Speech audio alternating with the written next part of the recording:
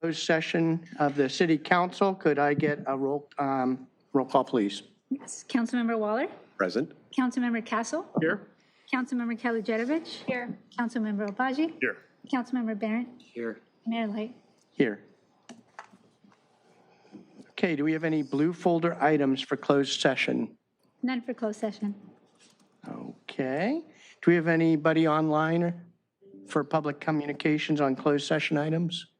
No one on Zoom, and there are no e-comments for closed session. Okay, so then we will jump to the recess to closed session. Can you read off what we'll be talking about, please? Yes, Mayor. As authorized by the government code as listed on the published agenda, the following items will be discussed in closed session. Item F1, conference with legal counsel and labor negotiator. The employee organizations are the Redondo Beach Police Fires Association, Redondo Beach Police Management Unit, Redondo Beach Firefighters Association, and Management and Confidential Employee Group. Item F2, conference with real property negotiator. The properties are 3007 Vale Avenue, a portion of APN 415-001-7931. Parking lot at the corner of Felton Lane and 182nd Street, APN 415-803-3900. 715 Julia Avenue, portion of parcels APN 750-702-0900 and APN 750-702-1900. 1935 Manhattan Beach Boulevard, APN 404-900-8903. 807 Inglewood Avenue, a portion of APN 408-302-4900, and 200 North Pacific Coast Highway, a portion of APN 750-500-9902. And for item F3, conference with legal counsel, anticipated potential litigation, there's one potential case.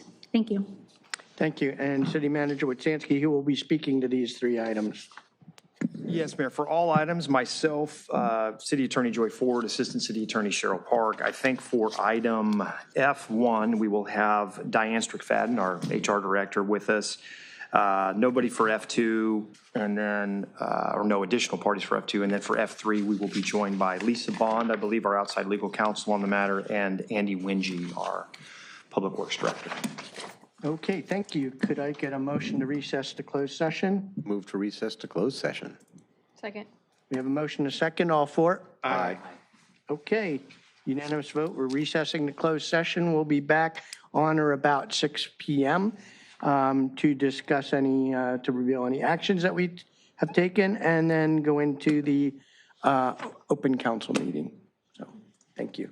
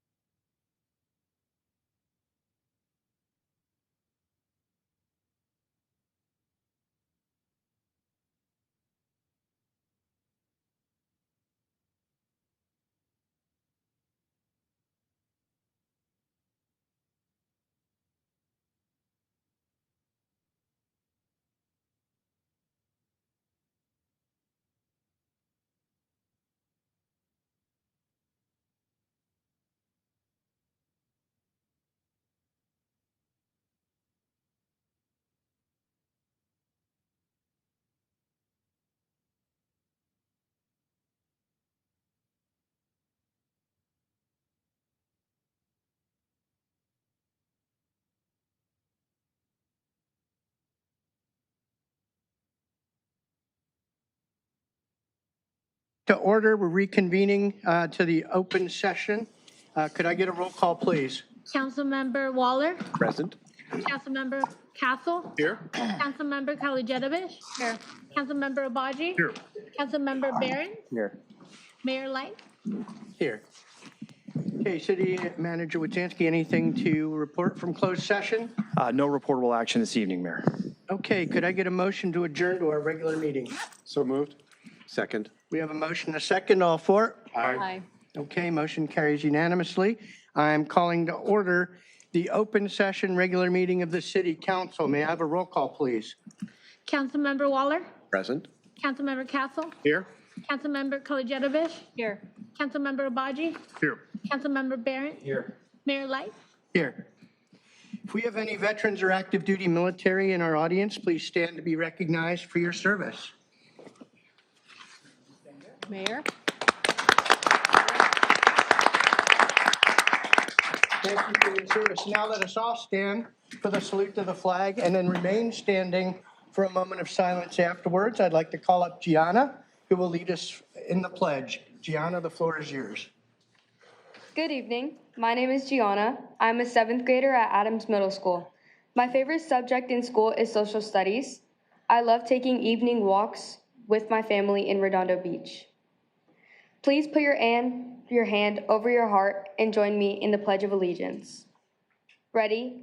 Begin.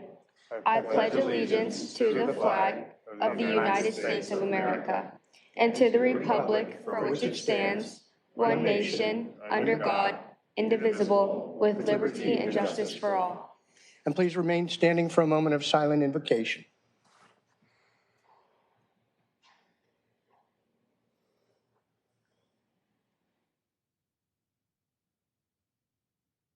Okay, thank you. You may be seated. Gianna, great job. Come on up and get a picture with the council. Good job. You did a wonderful job. Appreciate it.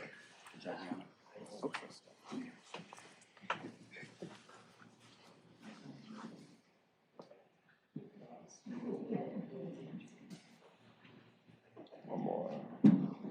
Come on up.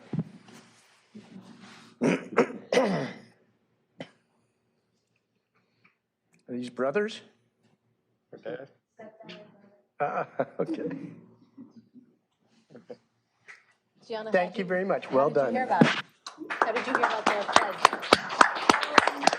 Robert came to my ASB class and asked who wanted to do the pledge, and I raised my hand. All right, way to go. We also have a youth commission, and we need 7th and 8th graders. So pay attention. We'll let you know about that too. Thank you. Good job.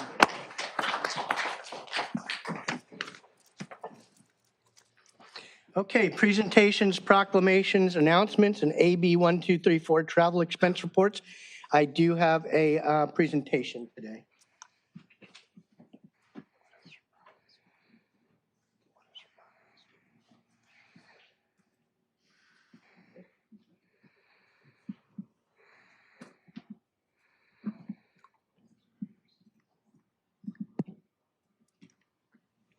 Okay, good evening, everyone. It's an honor to officially proclaim Hispanic Heritage Month, observed from September 15th to October 15th.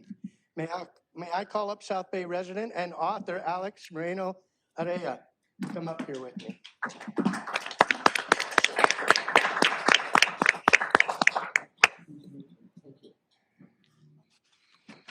This month, we celebrate the rich history, culture, and contributions of Hispanic and Latino communities, both across our nation and right here in Redondo Beach. Hispanic Heritage Month begins September 15th, a date that coincides with the independence anniversaries of several Latin American countries, including Costa Rica, El Salvador, Guatemala, Honduras, and Nicaragua.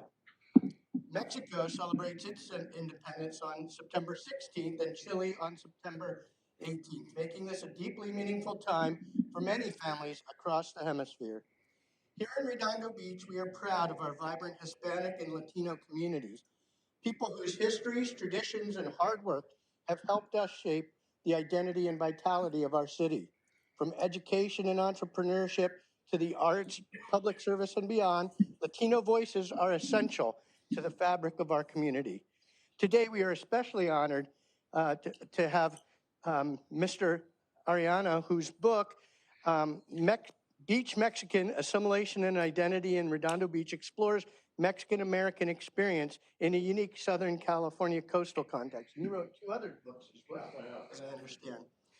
Through this writing, Mr. Ariana offers not only personal and cultural insight, but also helps document and elevate voices that too often have been overlooked in mainstream lives. His presence here reminds us that identity is layered, evolving, and rooted in place, and that cities like ours have a responsibility to coexist within them. Hispanic Heritage Month is a time to celebrate, but also a time to reflect. It invites us to think about heritage and resilience, about the power of storytelling, and about how we can continue to build an inclusive community where everyone's contributions are seen and valued. I encourage all our residents to attend events, read books, support Latino-owned businesses, and engage in meaningful conversations during this month. Learn from one another, share your stories, and celebrate that diversity that strengthens us. And so with great pride, I hereby proclaim September 15th through October 15th, 2025 as Hispanic Heritage Month in Redondo Beach. And thank you once again to Mr. Ariana for joining us today. Ariane, and for joining us, and thank you for being part of this important celebration. So with that, I will present this proclamation to you. And I appreciate you being here. And if you get a chance, this is one of his 3 books. So buy it and read it and understand the trials and tribulations that you went through. Do you want to say a few words? Yes, please. Thank you. I'm looking back over the years that I've lived in Redondo Beach. I was born and raised in this city. It's very near and dear to my heart. I live in Torrance now, but my heart and my sentiments still are with the city. So I'm honored and privileged to be here today and to be recognized as one of Redondo's, North Redondo's residents. And thank you very much for inviting me. Well, thank you for coming down here tonight. We're honored with your presence. Do you want to get a picture back here?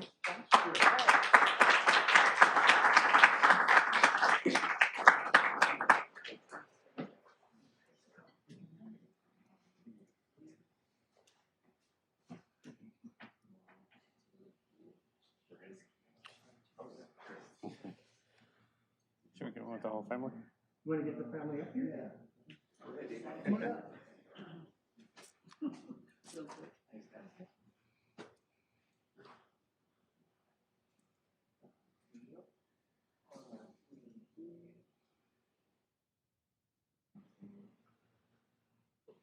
Thank you. Thank you very much.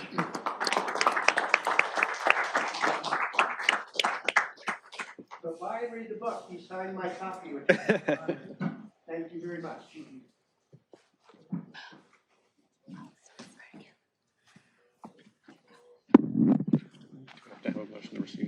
Motion to receive and file? Just a sign. Oh, nice. Thank you. Assimilation, identity, in Redondo Beach. Okay, there's a lot going on in the city. I have a zillion announcements, but I'm going to let the council go first, so maybe they can check some off my list. So I'll start with Councilmember Castle today. So I don't have any travel expenses, but I did want to announce that this coming Saturday, we're going to have our first water polo match in the harbor. That'll be next to the Cantina and Seaside Lagoon and the Surf Club. That starts at 8 a.m. and the highlight of the day will be at noon when we have the Battle of the South Bay between women's teams from El Segundo and Miracosta, then Peninsula versus Palos Verdes High School. And then also on Saturday, Barrel Elementary will be celebrating their 100th anniversary. So it'll be the centennial celebration at Barrel, and that will be from 10 a.m. until 2 p.m. on the blacktop at Barrel. That's all I have. Okay, Yes. thank you. Councilmember Obaji. All right. That's an unusual order, Mayor. Thank you. I'd like to change it up. So my next community meeting, first one since the summer, will be October 1st at 6 p.m. at the North Branch Library. And our special guest will be Library Director Dana Vink, talking about all the resources that you may not be using yet that are available through the library.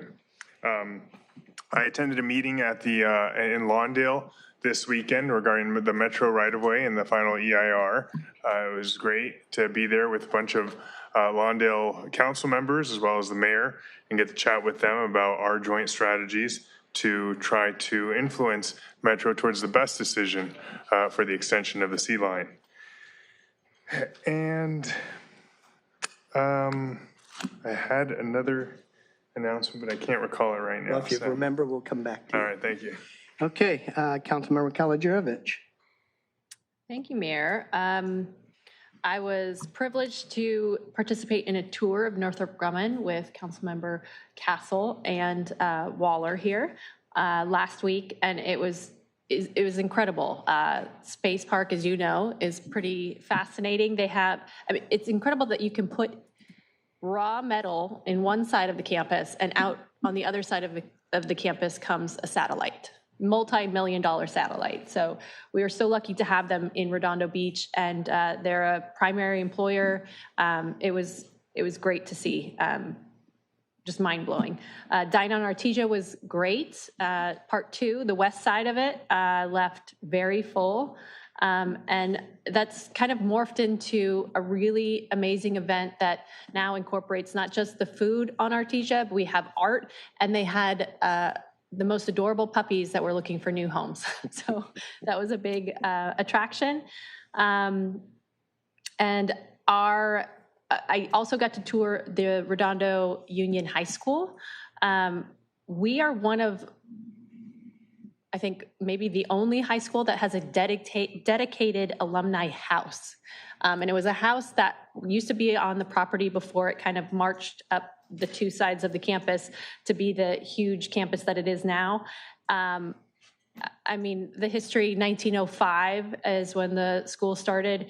And we are just so lucky also to have that campus that offers robotics, theater, ceramics, the arts. The opportunity that kids have at Redondo Union High School is amazing. I kind of wish I could go back to high school. And then lastly, District 3 community meeting will be at the Beach Cities Health District this Friday at 6 p.m. in the Beach Cities meeting room, and obviously in person. Thank you, Mayor. Okay. Councilmember Waller. Thank you. Along with council members Kalajetovich and Castle, the Northrop Grumman site tour, as well as that was along with a few members from the Redondo Beach Unified School District. Great tour. Dining around Artesia was wonderful. Remember last week we also had the 9/11 tribute memorial out front, which was a very nice ceremony that we had. I also got to recognize a 100-year-old resident of Redondo Beach in Silverado named Julia Clark last week. Got to give her a little certificate. Attended the System Delta 88 activation and assumption of command ceremony for General A.J. Ashby at the LA Air Force Base. A Delta is similar to a wing, is what I was told. So. A wing? A wing, and Jim would probably know about air wings. And so a Delta is the Space Force name for that type of an organization. Yeah. And they created a brand new one and then installed the new commander. I was there along with Mike Jin. My community meeting was last weekend, and I don't have my schedule yet for the next one, but it will be soon, sometime in October. Attended the Riviera Village Association meeting this morning. Hasn't been mentioned yet. Maybe this is what Councilmember Obaji was going to say. The Perry Park Teen Center opening will be Thursday, September 25th at 5 p.m. And saving the mayor a little bit of time, the groundbreaking for the Redondo Nature Park will be September 30th at 3:30 p.m. Both of those before our next meeting. And that's it for me. Okay, thank you. And Councilmember Barrett. None tonight, Mayor. Okay, Councilmember Obaji, did you remember the one? Yes, so two things. Dine Around Artesia, want to say thank you to the NRBVA for putting that on. It was fantastic. I think the surprise vendor there was Cookie Zombie. They're up in District 5. They're open like Thursday through Sunday and open late night till midnight, actually. So they were fantastic, giving out free samples. And I'll also say that I had lunch today with Mo Sharifi, who's a commercial real estate broker along Artesia and North Redondo. And he praises the council's steps to move towards a 1.5 FAR on Artesia Boulevard. And it states that there are millions of dollars ready to invest in Artesia once that occurs. Millions. Millions. I like it. And I just had one final comment. Councilmember Obaji reminded me that I forgot something. My next community meeting is on the 24th at 5:30 p.m. here in the library on the second floor. Okay, thank you. You got some of what I had here, but not all of them. So, Okay. today I had a conversation with a nursery that's moving into the 190th Street right-of-way. And I'm hopeful after those discussions, I'm having a meeting with them Friday, that we'll be able to start our first installment of the Green Belt to the Sea on part of their property. He was very excited about the potential to do that. So hopefully further news on that after the meeting.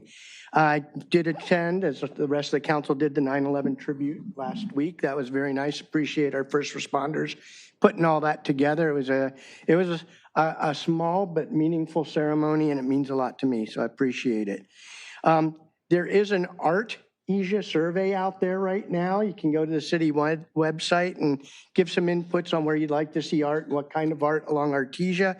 That's going to be open until October 10th to get your inputs.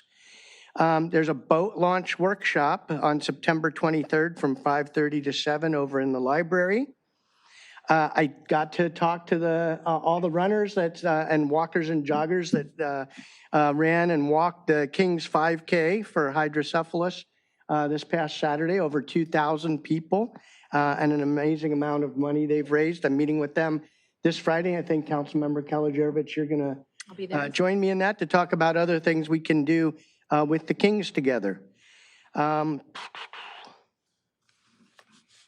We will be having a discussion tomorrow with LA Galaxy about her holding a World Cup watch party down in Seaside Lagoon, so hopefully make progress on that. I think that's going to come to fruition. Mike Witsansky, the city manager, and I had a meeting with several of the staff from the county supervisor's office. They're going to try to go to bat for us to get us that playground in Dominguez Park open. So fingers crossed, but no promises. And then as Chad talked about, Councilmember Castle talked about, we do have the George Freeth Open Water Polo this Saturday. So exciting event. And that's it for announcements. Does anybody want to move anything on the agenda tonight? I was thinking about it, but I don't know which is the shortest of the topics that we could move up. Yes or no? So I'm going to say no. Okay. Can I get a motion to approve the order of the agenda? So moved. Second. Okay, a motion and a second, all four? Aye. Okay, motion passes. We will be going on the order that's printed. Do we have any blue folder items? Yes, we do. We have H4, approve the annual audited financial reports for the fiscal year ended June 30th, 2024. Inmate trust and trust fund report, internal controls letter, governance letter.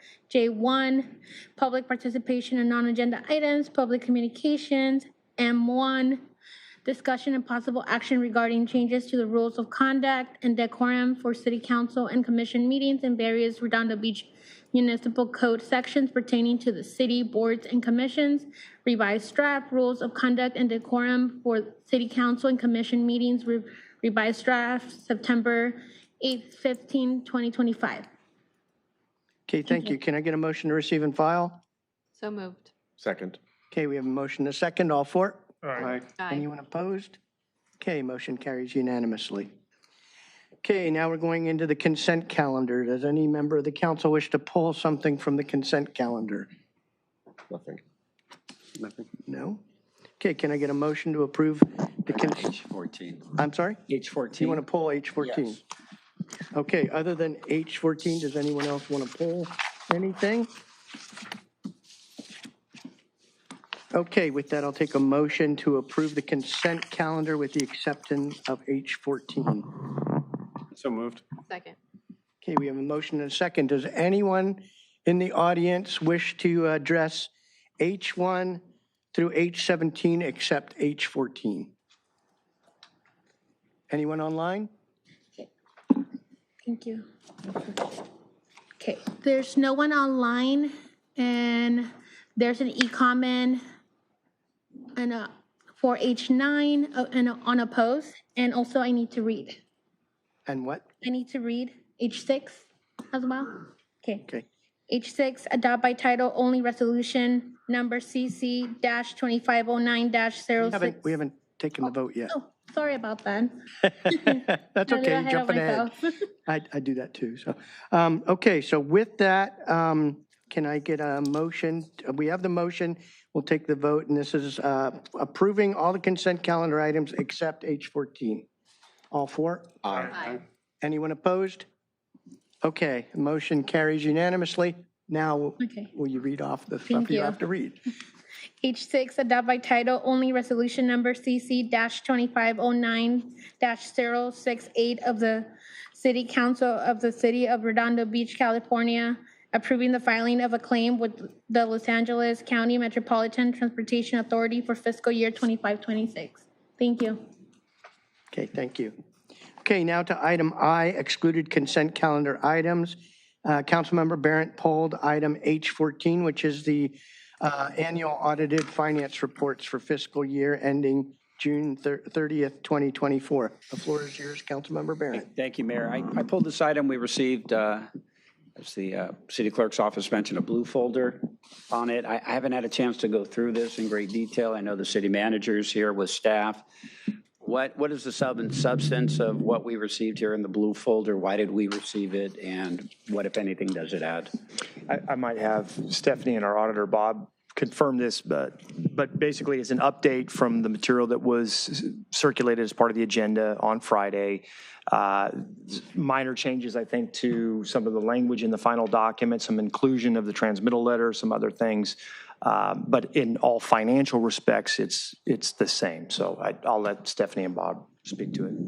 Councilmember Barrett, the blue folder items that we sent to you were 3 documents. We had the governance letter, internal controls letter, and the inmate trust fund financial statement.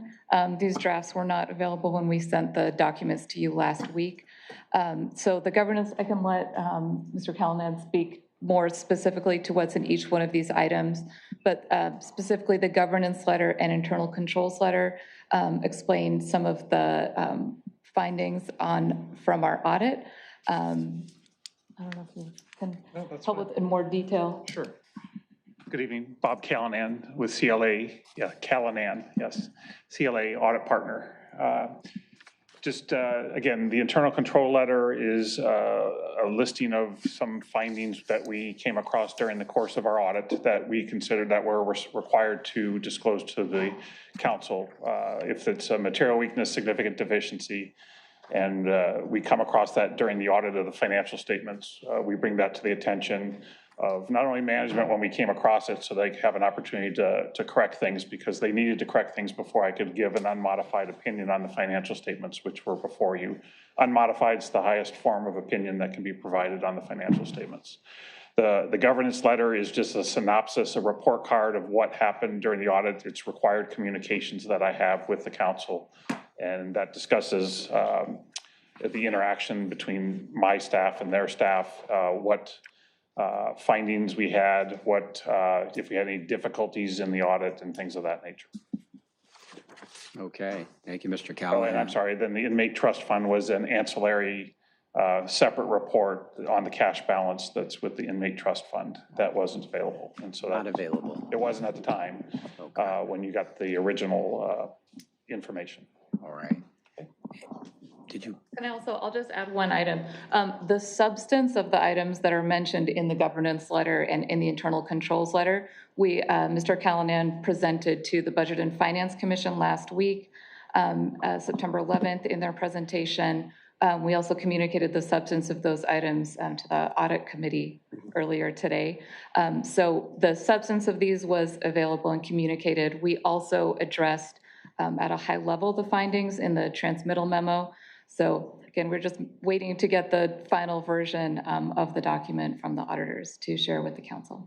Okay, and thank you. And when we do have the final letter from the auditors, that will come back on the agenda. We'll have an opportunity. No? No, typically at this point, there isn't much to, the data and the material respects of the audit are complete. The audit committee has reviewed them. The Budget Finance Commission has reviewed them. So generally, this is a receive and file action for the council because the audit is completed by our auditor, in this case CLA. So it's a receive and file. We can certainly recirculate and have for you the final version without the draft stamp on it when it's complete, which I think is imminent. But there isn't an action for the council to take on the document itself. Okay. And will we receive a report, if you know, from the subcommittee that's reviewed and interacted with the auditor? Not formally. The committee. So I'll report out. Yeah, if you want. You know, we sat through, I think, an hour and 15 minutes worth of discussion. We went through the corrective actions in detail for each of them. Some of those aren't complete yet, so we've asked that the Director of Finance come back on the next round and show us all the process changes that fix those anomalies in our process that were found in our processes. And overall, we unanimously recommended that the council approve this item tonight. Okay. And approve is really a strong word in this document. It's technically a receive and file of the audit opinion, which is. It does say approve here. Yeah, I know it does. We put that nomenclature in there, but it's the auditors. We could, in a sense, object or the audit statement from the auditor, but it would still be the auditor's statement. And I think it's important that you pass on what you passed on to us on our credit rating based on this. Yeah, I mean, the good news is we've discussed and we went through a little bit with the committee earlier. Moody's has received the draft audit and has retained our AA1 rating as a result. So that's positive. We went through in substance the items that the audit committee discussed as it pertains to the material weaknesses. The findings weren't unexpected. Several of the findings, I think, were identified by our staff in consultation with our auditor. Practices have been updated to meet our new auditor's requirements going forward.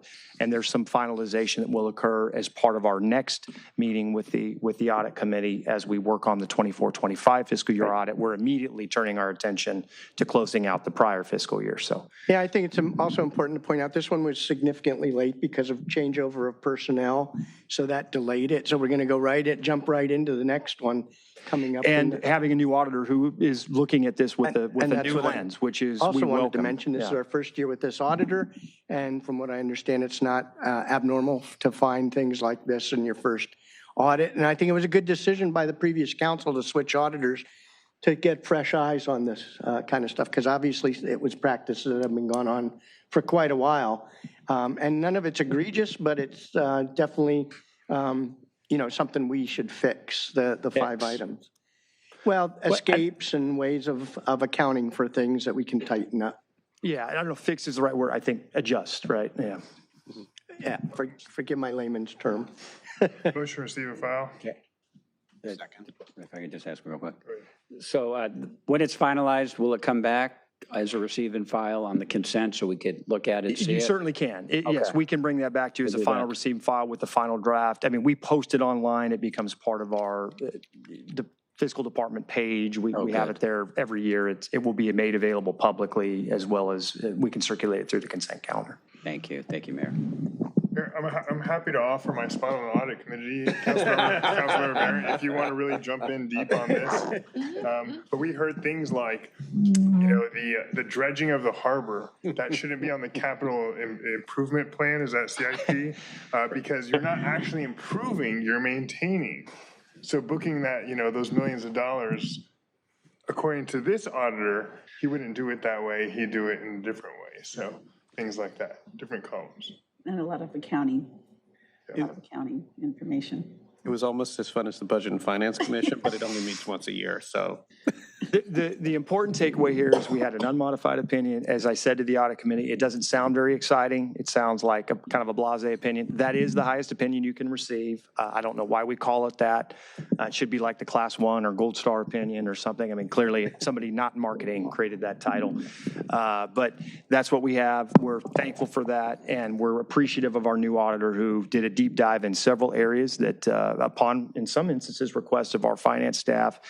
And we were pleased with the identification and some of the suggested changes to our journal accounting and reconciliation process. And we have started to implement those. And I look forward to the results of the 24-25 audit. So one last thing before I ask for the motion. I think it's important to point out that you had indicated to us that staff had come forward to you with some of these findings even before you started the audit. That's correct. The So they changeover in staff self-identified. brought some questions, and we looked into it kind of jointly, separately, but jointly, because I have to maintain my independence and do that. But yes. Okay, thank you. Thank you. Appreciate it. Okay, can I get a motion to receive and file? I made the motion already. Oh, Brad seconded. but I missed that. Okay, anyone from the public wish to address this item? Anyone online? There are no attendings and no e-comments. Okay. Mayor, if I may. I think it behooves us to say thanks to the finance department because despite all this turnover, they were able to generate an unmodified opinion, which is no easy feat. And got to jump right into the next one. Yeah. So, Schedule yes, doesn't thank end. you very much. Appreciate all the hard work. Okay, so I will call the vote. All for? Aye. Anyone opposed? Okay, motion carries. That is receiving and filing the annual audited financial reports. Now we'll jump into public participation on non-agenda items. This section is intended to provide members of the public the opportunity to comment on any subject that does not appear on this agenda for action. This section is limited to 30 minutes. Each speaker will be afforded 3 minutes to address the mayor and council. Each speaker will be permitted to speak only once, and written requests, if any, will be considered first. And I do have some written requests. The first is Jim Mueller, and then Holly Osborne.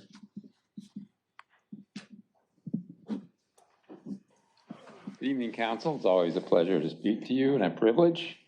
I'm from District 5. I spoke last week about establishing a regular public market on Artesia Boulevard, a quick, inexpensive way to attract people to the Artesia Business District and stimulate commerce there. From Councilperson Castle's question to me, I got the impression that the city government wouldn't initiate or sponsor a public market, but would wait for a civic group to do that. Well, that's a very passive approach to development of a business district, but okay, let's go with that. A number of groups do civic projects in Redondo, such as the Rotary Kiwanis, NRBBA, and others. Could the city planning and development people approach them, maybe offer assistance with permitting and safety? A simple farmers and artisans market requires little to no infrastructure or initial investment. Managers can be hired to organize and manage it, and a market with 15 to 20 vendors would be a modest moneymaker. I've mentioned this idea to Councilperson Obagi in the past because it's his district, but he has been kind of cool to it. And I'm guessing his lack of enthusiasm is because he thinks a public market would be competition for his crowning Artesia development achievement, Grub House. But a simple one-day-a-week market where people buy fresh fruit and vegetables and maybe a few artisan items and listen to some music is no competition for Grub House. It would, in fact, be a compliment. People buying some apples and tomatoes at the farmer's market might easily carry them 2 blocks down the street to have lunch or take out at Grub House. But the market and Grub House get people on the street, and people on the street are the key to revitalizing Artesia Business District. The city may be coming to the realization that 5-year-old ACAP is even farther on the horizon because of budget constraints. A regular farmer's market is something that can be up and running now. There's one other shade that gets thrown over the idea of a public market on Artesia. There are already a number of them in the South Bay, but the very nature of a public market is that it's local. The Greenway location is central on Artesia, and for a large number of people in the surrounding neighborhood, is highly walkable and bikeable. I urge the council to ask the city development people to contact civic organizations if that's the only way a public market on the Greenway to Artesia crossing can be done in Redondo. Thank you. Okay, Holly Osborne and then Wayne Craig.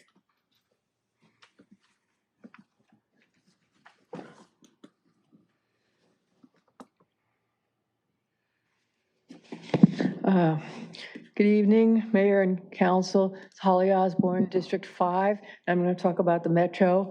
And yes, I was at the meeting on Sunday, and thank Councilman Abbaji for coming. Okay, the reason I'm talking is because I just want to get you caught up a little bit. I don't know if you read your email. If you have the picture up, I'm just going to go through some of the pictures. The first one, let's see. This is all about the Rose segment. This is in Redondo between Artesia and Grant. Okay, so the first diagram that you have is from the FEIR. That means it's hot off the press. It's in the North Redondo Library, and you can see it. Now, I didn't make a big chart of that, but it's one that sort of looks like this. Okay, on this distance, it's 7 feet between. That's an important number. 7 feet between what I call the train structure and a residence. All right. That's an important number because James Butt said he didn't like anything less than 13 feet or even less than 30 feet. Okay, that was too close. Okay, so let's say, I think that's all I'm going to say about that. I want to then show you, this is my, by the way, I don't think this is to scale, but I didn't write it. I did this cartoon map of the freight train going across. And then the LRTs are these two pink lines. And notice it goes straight across. This is for what we call the hybrid row condition, and it's also called the trench, but this is not a trench. It's just called that because it was a trench before in Lawndale. This is it comes straight. There was an earlier version, which I call plain vanilla row, where the freight train was moved down really close to these condos. And that's not part of it anymore. This is it. Some people didn't understand that. And then the last thing I want to do is, I had a wonderful engineer from, retired engineer, Bill Hall. He actually computed the distances from the center line of the track, which is different. That will be further than the edge of the structure. And again, there are going to be 200 to 300 trains a day coming on the LRT, and the freight train is just up and back. Now, I want to say something. This one, he did it from the old DEIR, and they actually said the row was 101 feet. It's not. It's less than that. They've measured 100 feet in their survey recently, and I wouldn't be surprised if it's a little bit smaller. Okay, so I guess that's it. I don't have any more things to tell you so that you're just a little bit smarter than you were before. Thank you. Thank you. Thank you. Okay. Okay, Wayne Craig, and that's the last card I have. Actually looks like Wayne Crab in your signature. You know, I'm surprised you could read it because my signature is so bad now. I do everything electronically now. Good evening. My name is Wayne Craig, a resident of District 1. We gave it a try. We did our best effort. We allocated $1.3 million for a gun range. Didn't get it. We spent $200,000 of that. We have about $1.1 million left over. We have some problems financially. We're $3.5 million budget deficit, or actually structural deficit right now. We have CIP projects that could be funded with this. So I just asked the council to take some effort. I know we've known about this for about a month, I understand. Take that money, put it back in the general fund, either allocated toward a CIP project or maybe a CalPERS, as we know that's going to be something that may hit us mid-year. So please, I ask you to do that. And one other final thought on that is that while I've come up here and talked about the gun range, some comments that have been made, and I mention this because some of you behind the dais have been doing this, that I'm not for either public safety or our first responders, things like that. I want to remind you that I've been up here for about 7 years at the podium talking about public safety, about our first responders, back when the council wasn't even going to do a review or a fire service to see what the problems were. Now, I came up here a lot, got a lot of flack over it. And in April last year, Mayor Light and I talked about it. I said, if we're not going to pay for it, then we're going to have to do a grant. And we did it. And look what we have now. We have the funds to do the work that we needed to do all along.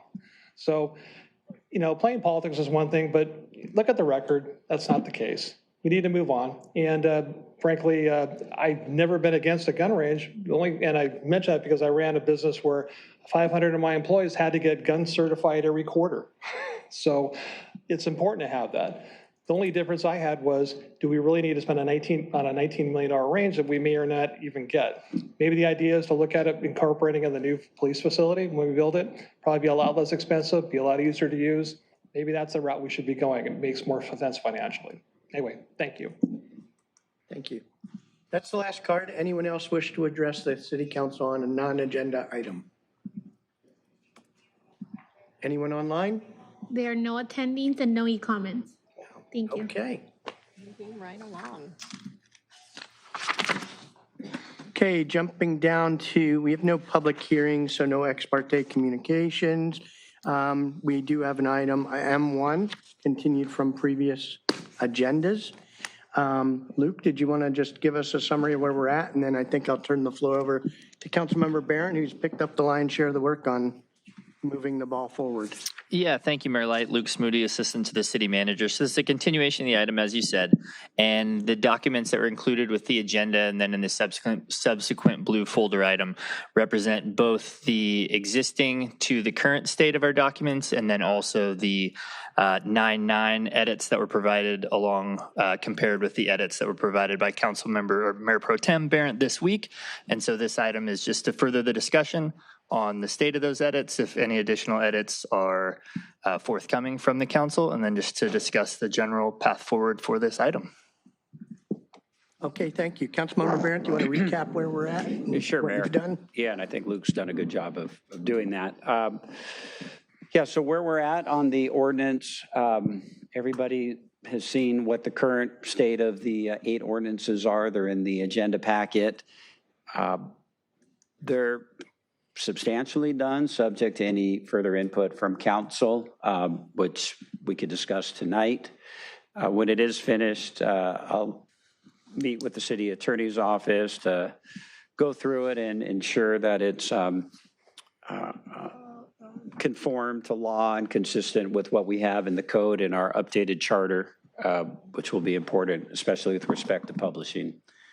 So the long story short on the ordinances is if anyone has anything additional they want to add. I had one item that was suggested to me by our city treasurer, which I'll discuss in a moment. But if there's anything else, any comments, concerns, additions, subtractions, we can discuss them and go from there. With respect to the rules, separate but related item, the proposed rules of conduct and decorum.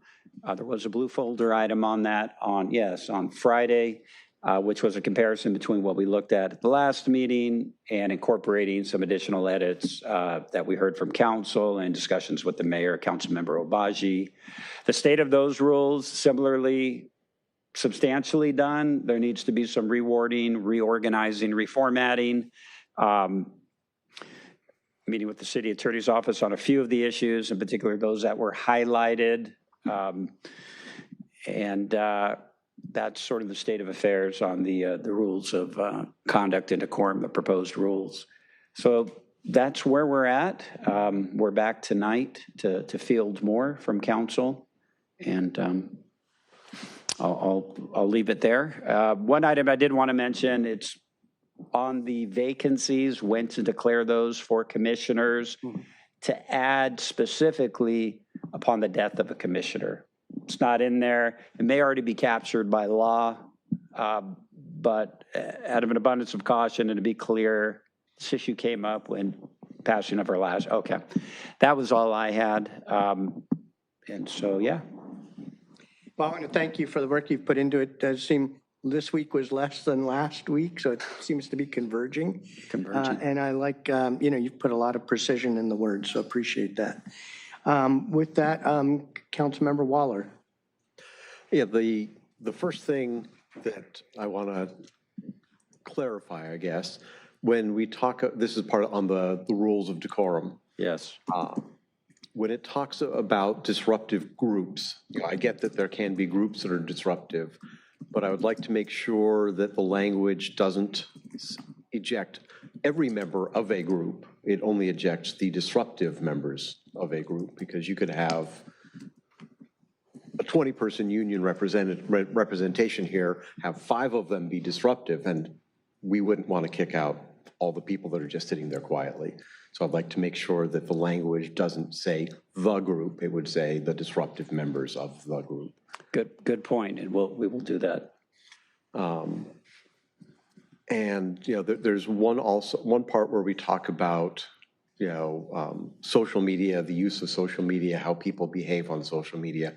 I get it.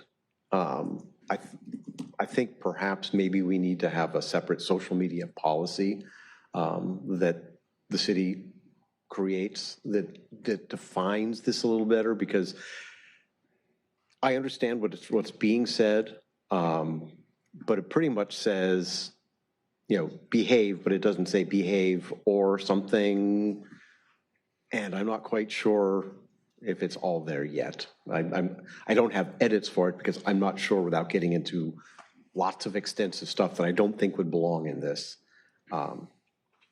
But I don't know if anybody else has had any feedback or thoughts about the I've had a little, use of it. Yeah, it's a tricky issue, right, because of the First Amendment's protections. And so it's kind of written at this point, hey, keep in mind you're representing the city. Keep in mind that City Council has a unilateral right to dismiss you from this commission. And it's sort of left there, along with everything else that's in here. I'm going to reconnect with the city attorney on that and see if we can, should we go further? Can we go further? And if so, well, I just want to add, because one of the issues that someone brought up is you could be in a position, or a commissioner could be in a position where they might have to recuse themselves from voting if they've already made a decision about something that came before the commission. So your statements off the dais could impact your ability to represent, your commission on the dais. So and commissioners need to keep that in mind. And we'll tie that together, because that point is one that the mayor's been pretty adamant about and clear, and so we'll take a look at that. Yeah, so, along with that, I don't know if you want to get into the specifics of, disparaging the city employees, other city people, things like that on social media, and whether, or is it just be aware? That's what I'm saying. It's a tricky issue. I don't have good edits for this because I don't really know what the right answer is. Well, I would say that's probably not just subject to behavior on social media, right?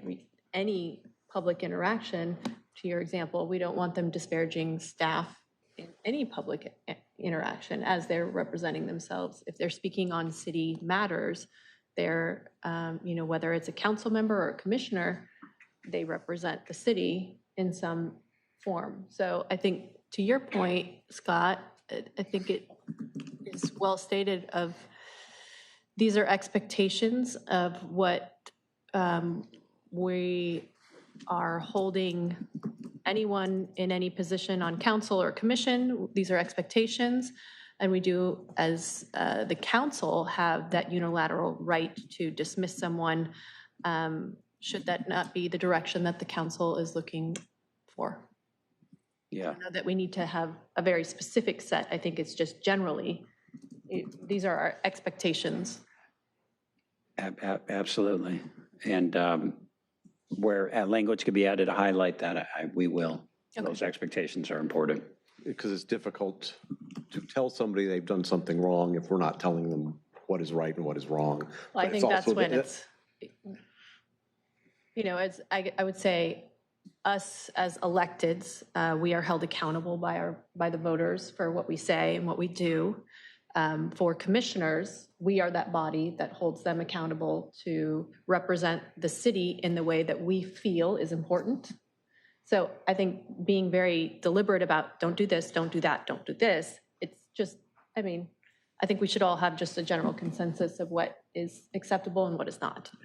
And I specifically stayed away from listing, you could list for days, the number of objective criteria by which we might judge somebody, but I stayed away from that because number one, it's not, there's never an absolute, Right. right? It's by everything's colored by people's perceptions.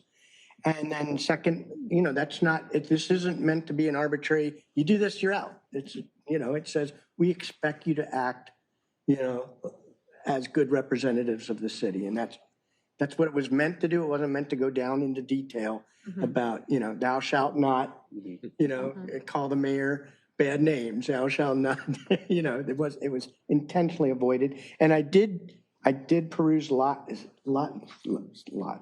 about 7 different cities' rules on how they state these kind of things for the public engagement. And some were very much more prescriptive and others were even more vague. So I kind of chose the middle ground. All right, I'm fine. I accept that. It's just every once in a while I have trouble. This is the engineer in you coming out. And believe me, that's where I go. And I guess the only thing I have was the battle that I lost last time about getting public comment earlier in the meeting, but. I'm sorry? Public comment. I still think public comment deserves to be before consent items, but we had that discussion last week. I lost it. I'm fine.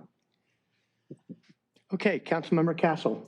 I just had a few, edits to really the Harbor Commission.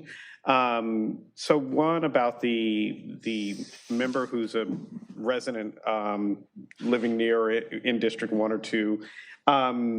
Right now, we have a 500, on the council, we have a 500-foot limit. And here we're saying a 1,000-foot limit, but I think a 500 limit would actually be better because they would be closer to the waterfront and more impacted by decisions down there, more aware. So for example, if you're within 500 feet, you're west of PCH, and having things like boats and trailers going through the neighborhood off of PCH, you'd be much more impacted by that and understand the decisions for things like that as we look at building like the boat ramp. So that was one. And then also that same 1,000 foot or distance language was also added to the recreational user category as well. And we don't have that distance requirement on any of the other categories. So one, I think it should come out of the recreational user position on the Harbor Commission. And then I would make 1,000 feet, 500 feet. And those were the two that I had. And then I didn't understand your second one on the recreational user. So under the recreational user in there, it has that you can't live within 1,000 feet of the waterfront as well. Right. But none of the other categories have the 1,000 foot rule other than the District 2 person. So for some reason it was added to that other category. And then at the very bottom, we have a statement, it's item H, where we ask that the, whoever's looking for candidates look to all districts and try to include all districts on the Harbor Commission. And I think that we should pull that out of Harbor, but maybe make that a global statement for all of the commissions, because I think it's good practice to try to get commissioners from across the city to represent different perspectives across the city. So not just on Harbor or Budget and Finance, but all the commissions really. I like that, so pull it up to the uniform code. Yeah, okay. Well, let's start with the last one. Those are all great points. So on the last one, the idea would be on the overarching uniform rules applying to all commissions, that there be an attempt, where practical, to place someone from each district. Right. Putting qualifications over residency. Mm-hmm. We do have some commissions that require, right, one from each district unless approved otherwise by council. Yeah, that sounds fine to me. Okay. Yeah. And then on the other item, which applies to 2 areas, 1,000 feet outside of the jurisdiction, that was included based on the discussion we had last week of the potential conflict of interest. And if I we have the city attorney here.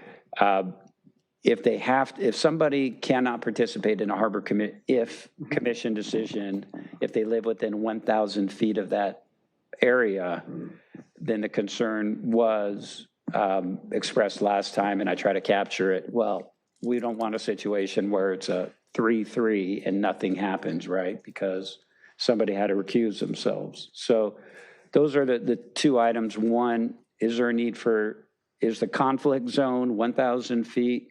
Versus 500. Versus 500, and if it is, then should that requirement be included? So I don't know if we didn't talk about that since. I don't know if you've had an opportunity, Ms. City Attorney, to look at that. So the FPPC rules state that if it's within 500 feet, then it's clearer that there's a conflict. If it's between 500 feet and 1,000 feet, it could be a conflict if you look into other factors, such as would there be an impact on development potential, income producing potential, highest and best use. So there's more of an evaluation. It's not, de facto a conflict. It's not as clear as just 500 feet. It's more likely that there's a conflict. And even within 500 feet, you can prove that if there's a clear and convincing evidence that the decision will not have any measurable impact on the official's property, it wouldn't be a conflict. So it's just questionable when it's between 500 and 1,000 feet. Okay, and thanks. And I'll let you speak for yourself. Maybe the issue is, well, if it's 1,000 feet, now you've pushed the person too far outside of the waterfront. So go ahead. So I was just going to add, so we're given a 500 on the council, 500 square foot rule around our residents. But also the other commissioners on the Harbor Commission, if they have that same thing, if they have, an interest in the harbor that is directly impacting their personal financial situation, they would naturally have to recuse themselves anyway. So I just think 500 would be better because, people would have more impact on harbor decisions. I think that would be, but still outside and, So there could still be a conflict. There's always a risk, even if it's between 500 to 1,000. There's just more of an evaluation. Right. Okay.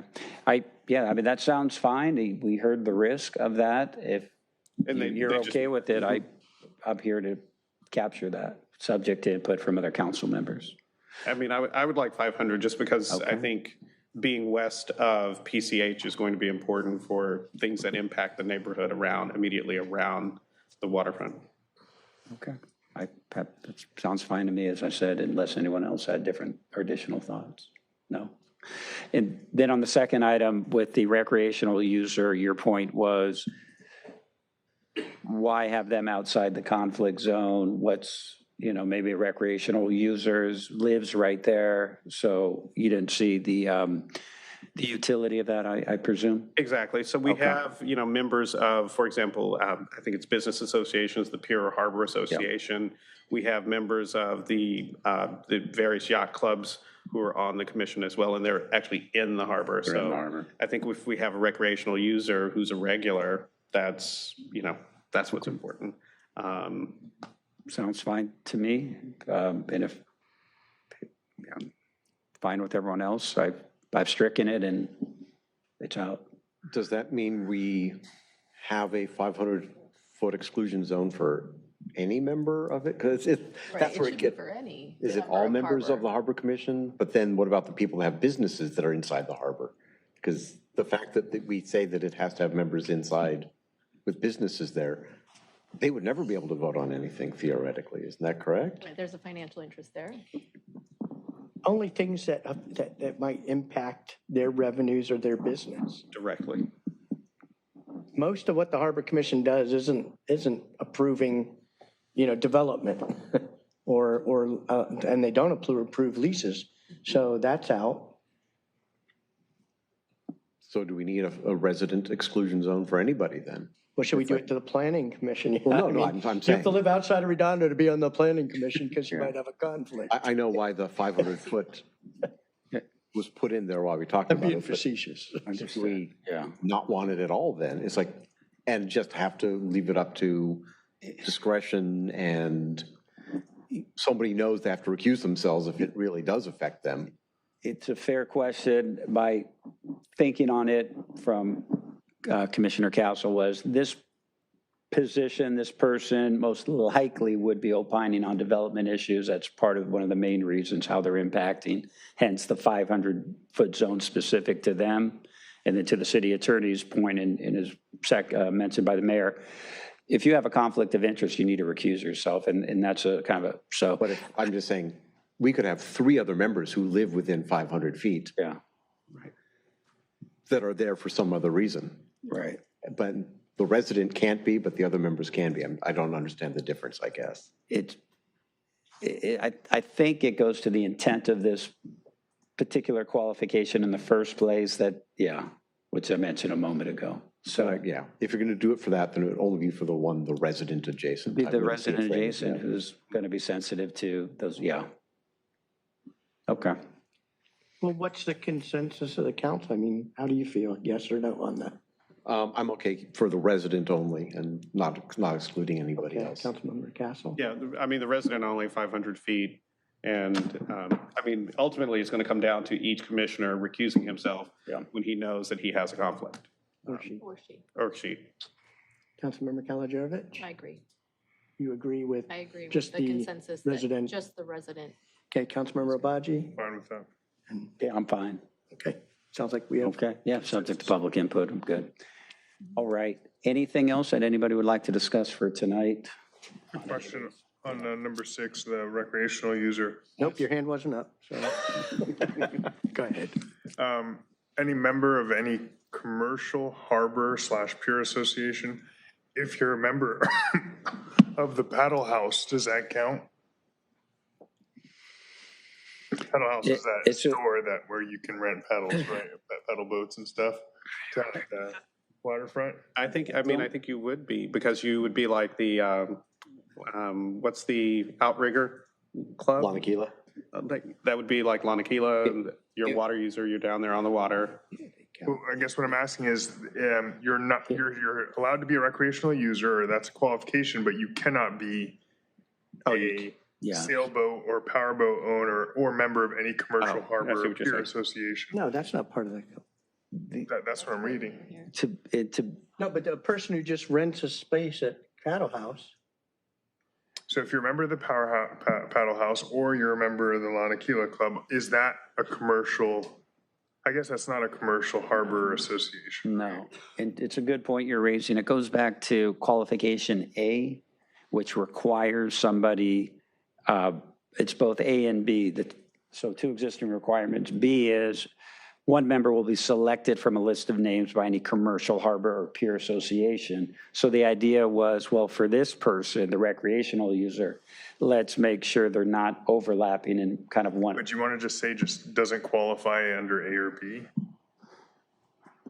Lives outside that 1,000 feet outside the jurisdiction and does not qualify under subsection A or B?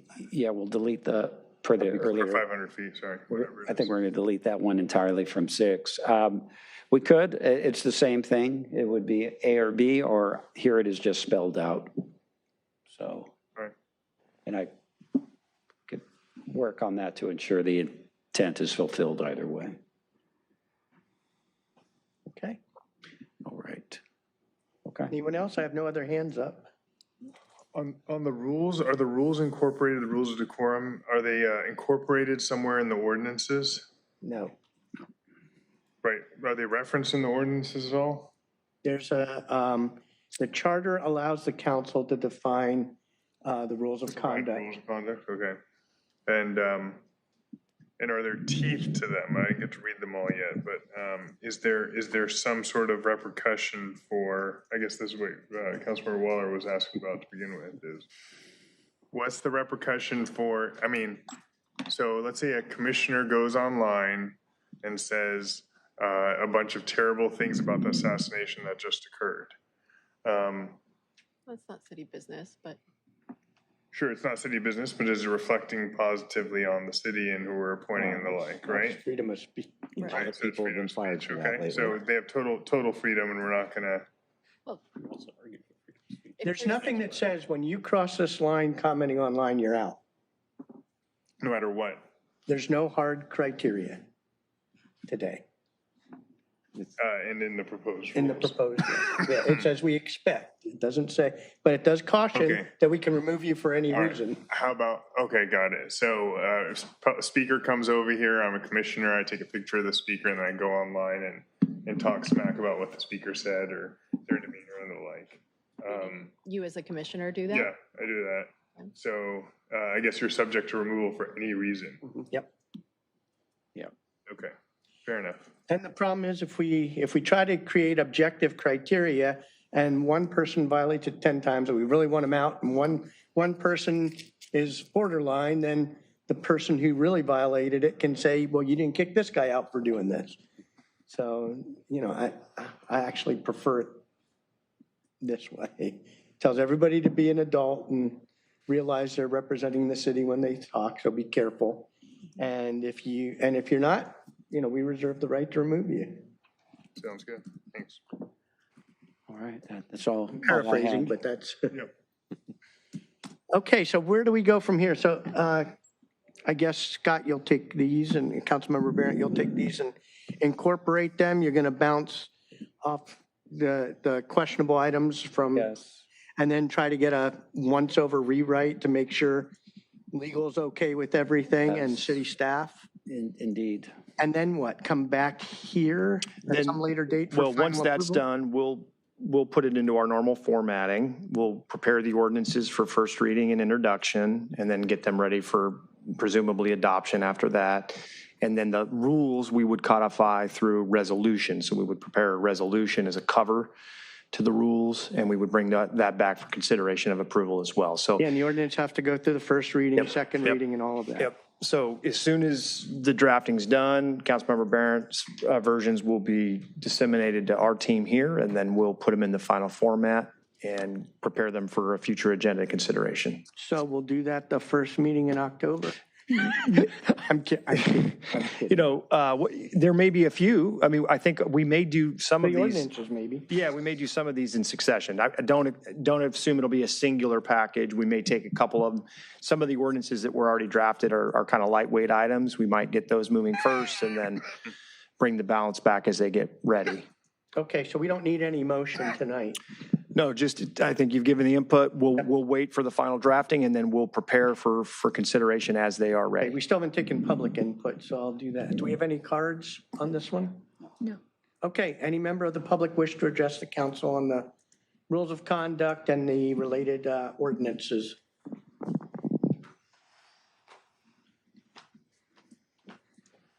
Good evening, Mayor, City Council, City Staff, Mark Hansen, King Harbor Boater. Two items I want to touch on. One was the discussion of the order of agenda relative to public participation and the consent calendar. I was absolutely empathetic to the point that was brought up at the last meeting that we sometimes have staff here specifically waiting because they think maybe a consent item is going to be pulled. So I went home and kind of tried to take that on balance, and I still came to the conclusion that it makes more sense because they know that there's going to be 30 minutes from maximum from the time they see public participation start. They can look at their watch, they can leave, go back to their office knowing, hey, you know, about 30 minutes we're coming up. The poor public has no idea. And I've sat here numerous nights with people texting me saying, Mark, when's that public participation thing coming? And I'm looking at 18 maybe items. It could be 0 minutes, it could be 2 hours, okay? So the inconvenience level is way more for the public than for our staff folks in here. So I really want to encourage you guys, you know, take a look at the way I did over the last week and see if you maybe want to reconsider that.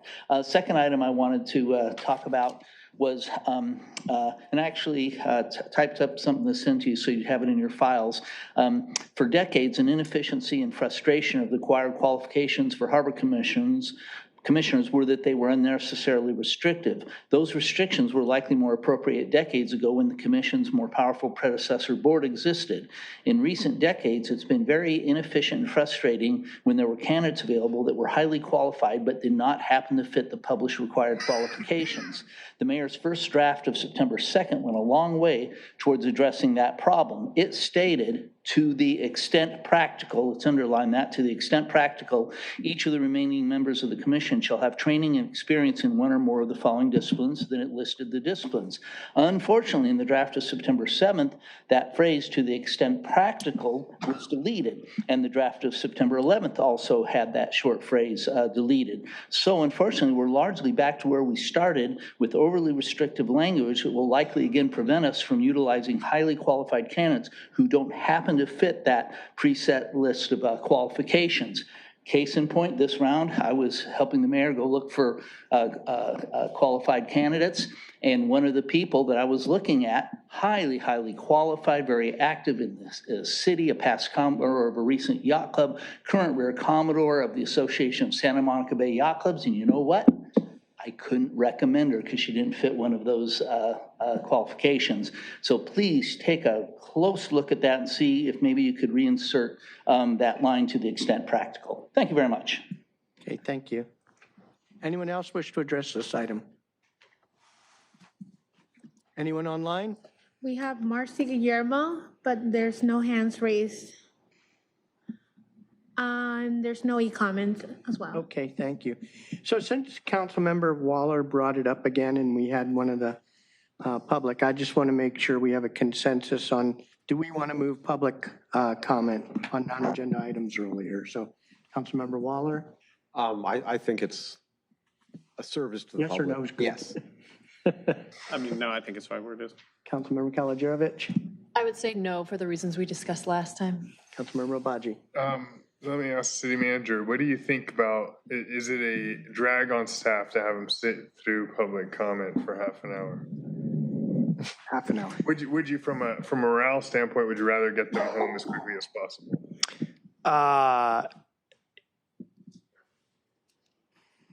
I'm fine with where it's at today. It's not an issue. Our staff are, you've been swift with consent calendar. It's not problematic in its current form. I think he's talking about your staff who are here for the consent calendar. We're considering changing it. No, He understands what and I understand, and it's if you were to move it forward in front of consent calendar, potentially yes. I mean, we are waiting a little bit longer, but again, we are here to serve. I do not have a problem with us doing that. So what's the vote so far? We have a yes, a no, and no. Remember, we have the opportunity to change the agenda any day. Right. That's true. If there's a lot of people, you can always. That was what you settled on last time with the Only gonna be half an recognition. hour. If you had a substantive evening and you knew it was going to take long, you could move that particular item forward or backward. But I guess the public doesn't know when to come to the meeting, right? So they might think, oh, you're starting the meeting at 6 o'clock. We should come around 6:30 to be heard on public, on non-agenda So I haven't items after all the proclamations. I haven't seen an issue with this, or I haven't been made aware of the public having an issue. And if they did, they can also email a council member and say, hey, I really want to make this, public comment, and we could amend the agenda. This is true, and to borrow the city manager's phrase, this is a solution in search of a problem. Right. So I'll say no. Councilmember Barron? No. Okay, so we put that one to bed. Okay, with that, closing this item, let's move on. Oh, I guess I do that. Item N1, discussion and possible action on establishing a legislative action platform for the city of Redondo Beach. Jane, I think. Jane will be introducing this item. While she prepares, just an overall blanket statement associated with this. No sense of urgency tonight on this particular item. This is an introduction. This is a first draft. If you have a particular platform issues you'd like to see us include or consider including, we can address those tonight. This is a starting point for us. It's meant to be a framework. As you will hear from Jane, it's only effective if there is strong majority support for the position statements that are included in the document. If there are statements that feel controversial to the council or are supported by a thin majority, they're not worth including. This should read a little bit for us, for our version of kind of apple pie and sort of 4th of July celebration. This isn't meant to be controversial. It's not meant to address nuanced legislation or fringe legislation that could have a variety of outcomes. So it's meant to cover the basic kind of primary topics of our legislative platform. So with that, maybe I'll let Jane take it away. All right, thank you. Good evening, Mayor and City Council members. Jane Chung with the City Manager's Office. The item before you, as City Manager Wozniacki mentioned, is the discussion and possible action on enacting a legislative action platform for the City of Redondo Beach. So tonight's presentation will begin with a brief overview of the city's legislative platform, outlining its purpose and role in guiding our advocacy efforts, then a high-level review of each legislative policy area, highlighting legislative policy priority areas. Following that, I will go over the process for implementing said platform, including how position statements are issued and how advocacy is coordinated within the city. And finally, we'll conclude with staff's recommendation and request direction from City Council on next steps. So to provide a brief background, the last time the City of Redondo Beach adopted a legislative action platform was in 2013, which outlined the city's general stance on key priorities at the time. So tonight, we are presenting a refreshed platform for your consideration. This platform is designed to be streamlined and responsive. It empowers the mayor, city manager, staff, and legislative advocates to act quickly and effectively on state and federal legislation. And the goal is to ensure our advocacy efforts are coordinated, timely, and responsive, and aligned with city's values. The platform helps identify and prioritize legislative issues that affect not only Redondo Beach, but as well as the broader South Bay region. With this framework in place, staff can respond to proposed legislation more quickly, which reduces the need to bring individual positions letters to council for approval. Overall, it enhances our ability to act in real time when legislative opportunities arise. I also want to add the platform could complement the city's strategic plan and other guiding policy documents and reflects a more forward advocacy approach, ensuring a legislative effort support long-term city goals. The proposed platform includes 11 priority areas, which will be presented in alphabetical order and will provide high-level summaries. So the first priority, again, in alphabetical order, is coastal access and preservation. Our legislative position focuses on key 4 areas. The first one is partnering with state agencies, which include the California Coastal Commission and State Lands Commission, to enhance and safeguard coastal zones. Support funding initiatives in waterfront restoration, recreational access, and boating infrastructure to benefit both residents and visitors. 3, support efforts to preserve and enhance our public coastal resources and beachfront amenities. And 4, oppose legislation that undermines local control over coastal development and land use. Our next priority area is economic development, which has 4 key areas as well. 1, support restoration of redevelopment tools, such as funding tools or programs that empower cities to drive local economic development. 2, support local investment in film production, tourism, and local businesses. 3, promote policies that grow local trade and strengthen innovation in industries such as aerospace, manufacturing, and technology. 4, protect regional assets such as the LA or Los Angeles Air Force Base, which provides both a strategic and economic value to our community and South Bay region. Our third priority listed in alphabetical order is employee relations. 4 key areas here. The first, supporting efforts that preserve local authority with respect to labor relations and collective bargaining. 2, support targeted changes to CalPERS that promote greater transparency, fair representation, and cost containment that ensure long-term sustainability and accountability in pension management. And 3, support efforts that maintain the integrity of locally negotiated pension agreements and oppose unilateral state-level changes that would undermine these agreements. All right, the next area is environment. Our 4 key areas include securing environmental funding aimed at restoring ecosystems, improving energy efficiency, and preventing pollution in coastal areas. 2, support efforts to increase regional water reliability and promote conservation efforts. 3, support policies that empower local governments to manage solid waste and recycling programs, with flexibility and control that reflect community needs. And 4, oppose regulations that lack financial support or are implemented without thorough impact analysis. For finance, we have key 4 areas. 1, support legislation that promotes fiscal sustainability and local authority that ensure long-term financial health for cities. 2, support critical funding for programs like CDBG and Section 8. 3, support initiatives that fund infrastructure improvements and essential city services aimed at maintaining public safety, transportation, and quality of life.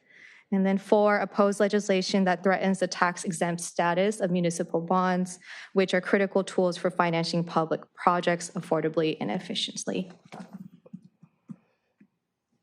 Our next priority area is homeless and mental health services. Our 2 key areas here are support programs like Enhanced Response to Homelessness and Homeless Court that provide coordinated care by combining housing, legal support, and social services. And 2, support initiatives that address mental and behavioral health through specialized community-based approaches, such as integrating mental health professionals, outreach team, and local agencies. For housing, our 2 key areas would be secure and support increased investment in local housing initiatives such as adaptive reuse programs like Project Homekey, which offer a cost-effective and timely way to expand housing availability. And 2, impose legislation that impacts local decision-making on housing development and land use decisions. For library and recreation services, our 3 key areas here to support continued funding that supports the library and recreational programs. 2, oppose cuts that limit public access to educational resources, books, and digital tools. And 3, support initiatives that enhance connectivity and e-government services in our schools, libraries, and community centers. For public safety and emergency preparedness, 4 key areas include the following: support investment in essential public safety services, including law enforcement, fire services, emergency preparedness, and public safety infrastructure. 2, support initiatives that modernize public safety systems. 3, monitor legislation around e-bikes and other micro-mobility trends. And 4, oppose actions that reduce funding for public safety services, especially tied to parking or traffic-related resources, in that we are able to preserve revenue streams that are critical to maintaining surface levels and infrastructure. For telecommunications, our 2 key areas include support legislation that safeguards local decision-making related to internet taxation, infrastructure design, and the use of public rights-of-way. And 2, oppose efforts to limit municipal authority to regulate telecommunications installation or collect fees tied to infrastructure use. And then lastly, for transportation, our 2 key areas would be to support great investment in street maintenance, public transit, and core infrastructure upgrades that are essential to mobility, safety, and long-term safety and sustainability, and oppose mandates that limit the authority of local transportation and transit agencies, including rejecting proposals to impose unfunded cost sharing for regional systems. So in addition to these priority areas, the proposed legislative action platform includes a process for implementing said platform. So the mayor and city manager or a designated representative may propose a correspondence reflecting the city's position as aligned with the legislative action platform, and all advocacy efforts will be coordinated with the city manager's office to ensure that our messaging is consistent, accurate, and aligned with the priorities set by city council. The letters may be issued in the form of actual formal letters or electronic correspondence and would be directed to legislators, their respective staffs, executive officials, or regulatory boards. And all letters developed under this platform will be posted on the city's website. If legislative issue arises that is not covered in the current platform, then we would bring it to the city council's review for your direction. And then the platform itself will be reviewed annually so that we're able to incorporate new legislative developments, shifting priorities, and organizational needs. So to conclude, the recommendation tonight is for City Council to provide direction to staff on the proposed legislative action platform. Should the council decide to establish said platform, staff would not only distribute the approved platform to city's legislative advocates, but again, create that dedicated webpage that we would post those letters on, as well as share information on our priorities and highlight any successes related to this platform. So that concludes staff's presentation, and we're available to answer any questions. Thank you, Jane. If I could, Mayor, just a couple more points to make. Where I see this being helpful to us, and I think there's two things to consider here. When we have time to address a bill that's pending before the legislature, and we can bring you a consent calendar item or a draft letter for your consideration, I think we would still strive to do that, even if we were to adopt this platform. What this platform allows us to do is prepare that letter based on your parameters and have that before you without a referral or without a discussion item as to whether or not we want to take a position on it, right? It effectively jumpstarts that process.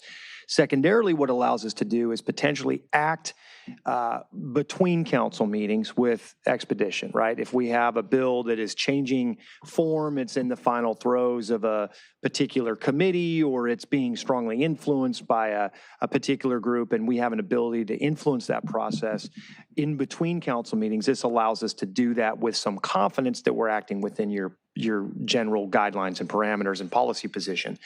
Absent that, right, we would have to call a special meeting. We'd have to pen a letter perhaps in just the mayor's name without the full weight of the city council and support, et cetera. So we'd have to get creative, and we're not as effective. In those circumstances, there's nothing, in my view, that would prevent us from coming back with a receive and file item or something else that lets you know that we've made that correspondence, or through a communique to all of you, via email, et cetera, to make you informed of that. So I don't want this to be viewed as some type of a tool that would bypass the council's participation in future correspondence with the legislature. It gives us a springboard, I think, to operate from and to ultimately make more decisive and urgent decisions as they arise. I'm certainly happy with us to continue to provide full receive and file for the council's sake and the community's sake on position letters that we might write under the guise of this platform. So with that, turn it over to you for questions. Yeah, so thanks for putting this together. That was a great briefing, Jane, and I like the first draft of this. And I do think it's something, we've been missing. I want to let the council know, I'm sure you may already realize this, but we've missed the opportunity to comment on several important bills because, as City Manager Witsansky said, legislation changed in process and they're about to vote on it. You only get 24 or 48 hours to respond.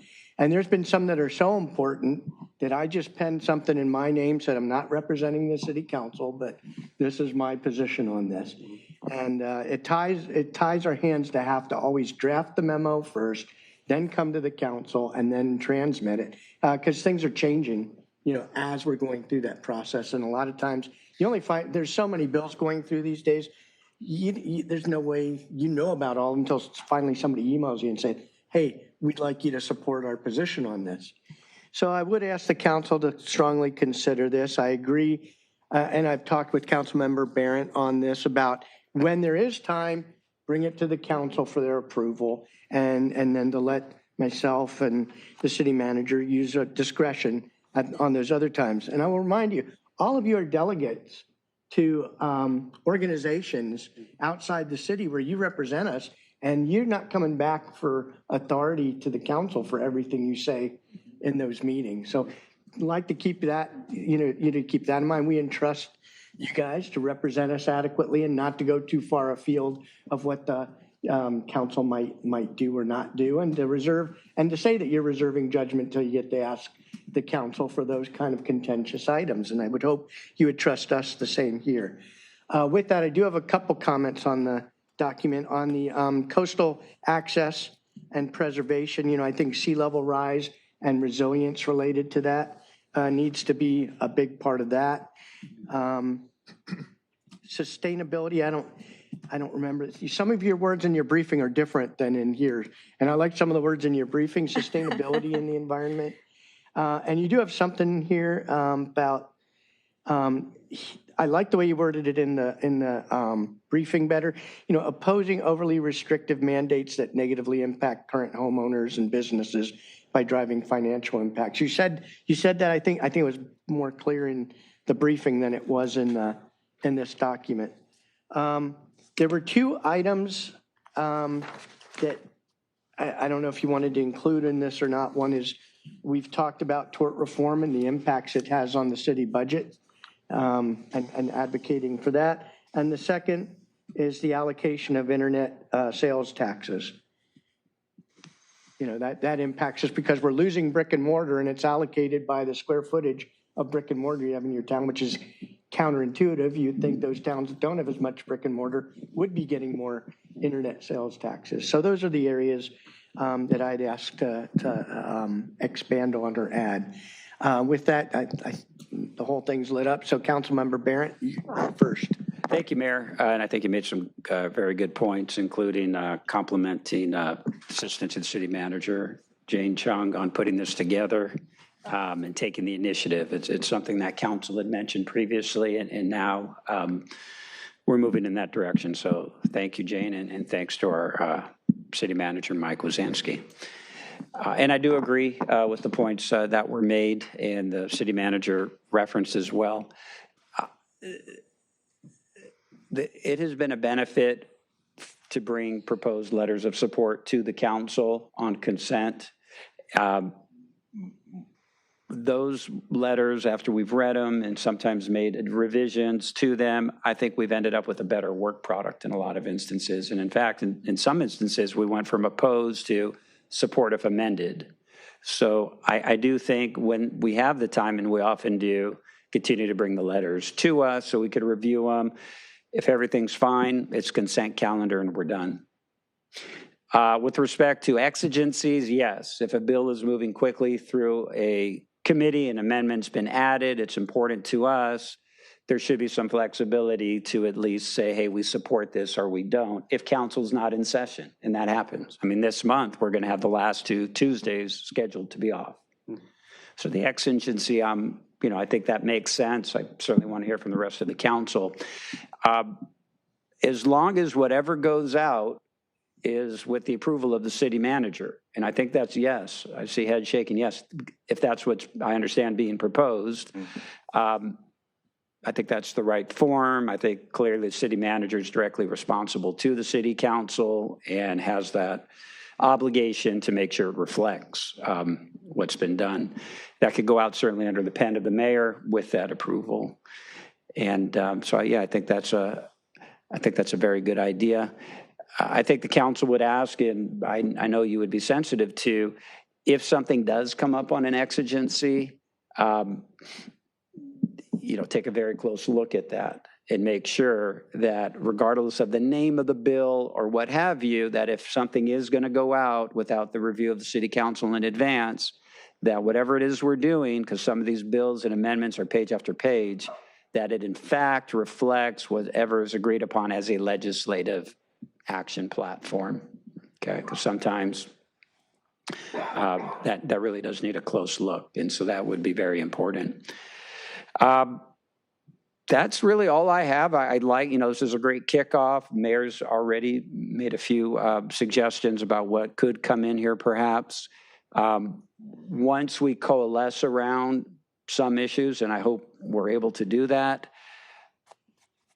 there'll come a time when we then have to figure out, okay, how are we going to describe what it is we're in support of? For example, this is not a criticism. For example, in the presentation, there was use of the words local control, local authority.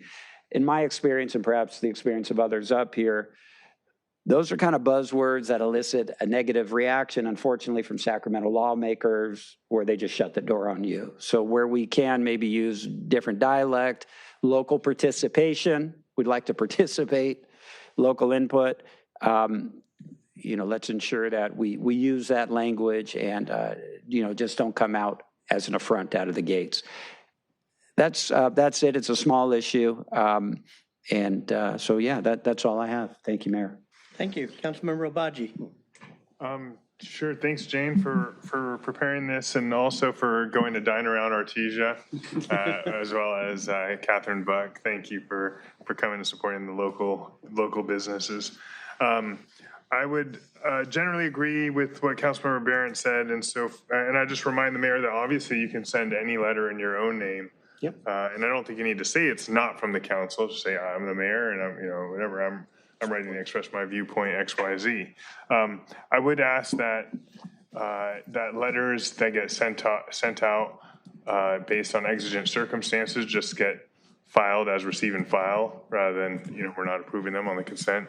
And I do think that this is important. So I also had on my list to add develop climate change resistance climate change resistance and protect against sea level rise. I also wanted to add, I see that you have micro-mobility in the public safety, but I wanted to add that to transportation, support micro-mobility solutions and integration of a complete bicycle master plan maybe, or development, we can wordsmith that, but support that. Maybe, on the transportation front, increase ridership from our transit center through, nonstop rides to destinations like SoFi, Dodger Stadium, Hollywood Bowl, you name it, to the extent those opportunities. And through the Hawthorne route. Sure. And sure, yeah, maybe include our preference for transportation solutions that cause the least amount of significant environmental adverse impacts to Redondo residents. And that's it that jumped out to me. Thank you. Okay, thank you. Councilmember Castle. I just had two things. First, I'd like to review this every year as part of our strategic plan, so that, we make sure that we have all of the key legislative ideas that we want represented or current to our strategic plan, whatever year that is. And then secondly, in there, I forget which category it was, but it was the CalPERS comment about transparency and I think it was Cost control. Cost control. One of the big issues, and this goes back to budget and finance days, and we saw the impact on our budget this year, CalPERS has consistently underperformed the return that they're guaranteeing to pensioners, and the cities have to pick up the difference, and that's the cause of our deficit this year.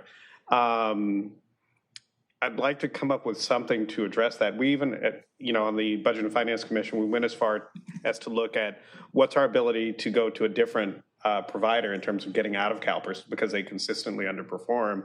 And basically we are locked in with handcuffs into CalPERS, so we can't leave. But we need to, advocate for improved financial performance because they've just consistently underperformed.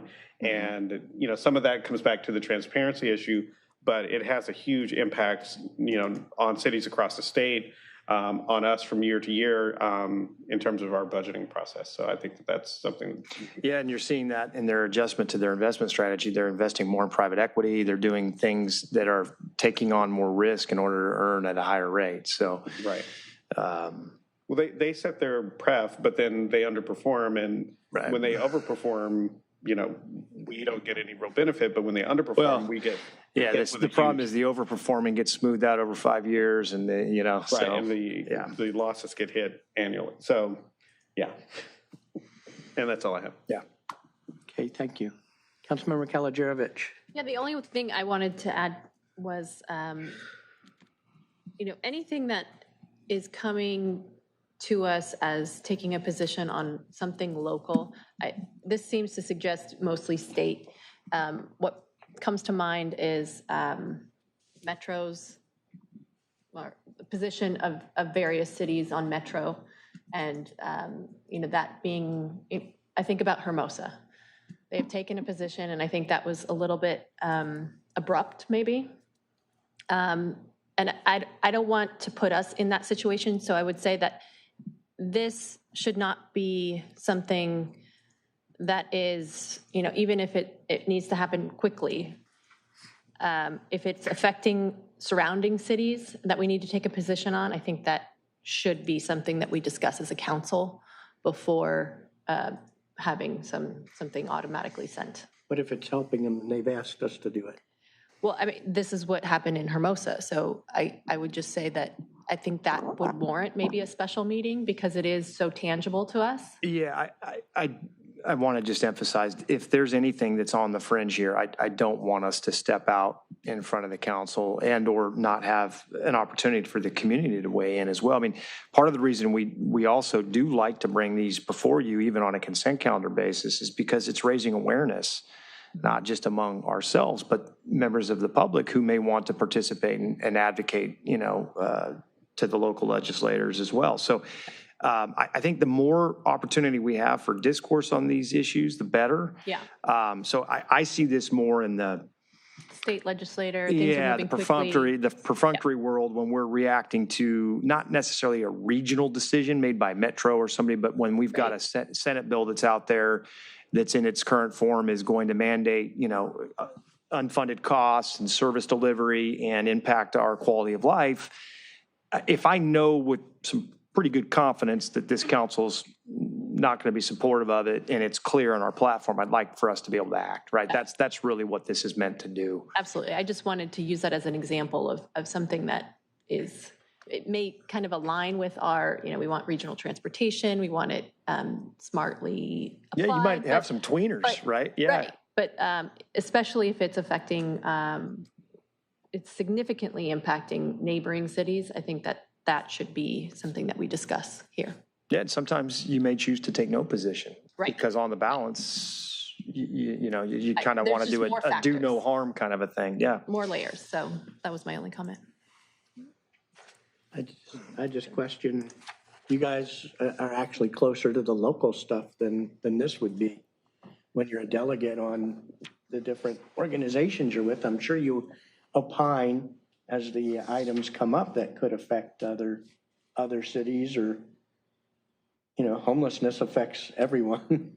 No, absolutely. And I don't expect you to come back to us for every discussion you have with county on fund allocation and things like that. I mean, I see your point. I was just highlighting an issue that did happen recently that I think could have happened. In my opinion, it seemed as if the Hermosa Council didn't feel unilaterally supportive of the position that was taken. Yeah, and I don't think if we felt it was a split council, we'd bring it to the council. Yeah, and I just wanted to bring that up as something that I think warrants a different discussion and possibly a special meeting. I do think it makes sense. We're thinking of this in the form of legislation, but I do think the guidepost here and the policy statements would carry through to COG conversations or regional homelessness discussions. I mean, the principles in here, if they're ultimately endorsed by the full council, and again, not by a slim majority, but a supermajority, I think should be guideposts for how we, represent city interest in legislative affairs, whether they're regional or state. I agree. No, absolutely. I think what I'm hearing is that we're all supportive of this policy and maybe just highlighting some cautionary spaces. Yeah. Yes. That's it for me. Thank you. Okay. Councilmember Castle, did you not take your hand down? Oh, I didn't take it down. Sorry. Okay, Councilmember Waller. Great job on this report. I think it's very comprehensive, and I can't say that I disagree with any of the things that are here, which is good because that's means that these are pretty universal. On the environment, I don't really know the wording necessarily, but something about dealing with drought, low water, helping us with native plants, and making sure that we have things in our yards. We don't have mandates that come through and say, everybody has to put in artificial turf or something like that, where we'd be able to say, no, we want to make sure that people have drought-tolerant yards instead of grass and things like that. I don't know the exact wording for that, but that's kind of was in my head when I'm. We've got in here now support initiatives that increase regional water reliability and conservation efforts. It's pretty generic. Right. I mean, what you're speaking I to had is a that more, underlined, yeah, kind but of I a wasn't micro. sure. And again, I want to make sure I we recommended sustainability in the environment, which kind of touches all of them. Yeah, and if it's generic enough that we understand that, that's fine too, but it's sort of. And I think when you get to the more micro level, there might need to be some caution for us to act, right? I mean, I'll use the tree ordinance as an example, right? Generally speaking, we all love trees. How we want to see the tree, how aggressive we want our local tree ordinance is a matter of difference among even this council, right? So, you know, I don't want us to be so prescriptive with this that we feel like, you know, we can answer every question that comes our way. Right. I mean, you know, the point just made, we've got to make sure we have some conversation on this because the implementation of these matters can be nuanced. You know, how prescriptive we get for, you know, support, using this as an example, this statement to say we support 100% requirements for all things conservation, you know, that might be a bridge too far. Although I did sign one on behalf of the whole council saying obliterate artificial turf. Artificial turf, yes. Just and then in micro, on behalf of James Light, not the mayor of the city. I had almost the exact same notes here about bicycle master plan, bicycle lanes, as Councilmember Obaji brought up. And in fact, I've got an asterisk up in the public safety saying move it down to transportation. So I do think under transportation, we should specifically say something, have something. About micro mobility, yeah. Micro mobility. But I think even there, we have to have some. I was just going to say that. Because like road diets, yeah, people have different perspectives. I mean, one way to phrase it might be support micro mobility initiatives whereby it does not impact, you know, pedestrian or vehicle, you know, access or you know, throughput or something. Because I mean, cause congestion. Yeah, exactly. Because generally speaking, we have drawn the line at that point. And then my last note is on the telecom where you've got internet taxation. That can be read multiple ways, so I think it needs to be a little bit clearer because somebody could say we are taxing people's use of the internet versus we are getting tax revenue from sales. So internet sales. We have, but from my industry background, internet taxation isn't exactly the right word for I think what we're looking to say here. Good point. Yeah, that's a fair point. I think the intention here is there was a movement afoot for quite some time, right, to supersede utility user tax ordinances in cities for right-of-way implementation and, you know, additional cable networking, fiber networking. It's pretty common for a city to say, no, wait a minute, you know, UUT should still apply, and that's been a rub, you know, at the state level, especially with big business. So we can certainly work on that wording. And then that would be it for me. That's it. Okay, Councilmember Obaji, you have your hand up again? Yes, there was something, but now it's totally. Put it up, I'll pay. Well, let me take public input and then maybe you can think of it. Okay, anyone from the public, do we have any cards first? No. Okay, anyone from the public wish to address this item? Good evening, Mayor, Council, Wayne Craig, resident of District 1. I think it's a good idea because I think there's a lot of these bills that change quite a bit. I'm on the Government Affairs Committee for the local Board of Realtors, and I get urgent action reports all the time on crazy bills that happen. And I often call many of you here and let you know about them. Most recently was the one about changing, landlords having to change all their gas appliances to electric in a very short period of time. That would have been cost prohibitive for mom and pop landlords. If you own a house, you would have to change everything and pay thousands of bucks. But I did want to correct something, and you may not be aware of it, Councilmember Kalajerovich, but the situation in Hermosa Beach was a little bit different. And I know this because I made some public records requests to find out what happened. And what actually ended up happening, from what I found out talking to some of the council members and in other comments from the public, were that a subcommittee of the council met and they talked with the city manager. And they decided on their own to write a letter. The rest of the council was not aware of it. So they sent the letter out, and I guess they got a little bit of feedback. They changed it again, sent it back out again. Now, according to some other folks in the city, is that the city manager actually served on a board of directors on a transportation company. So there's a potential conflict of interest financially. So what happened was they did this without letting the rest of the council know. Now, Mike wouldn't do that.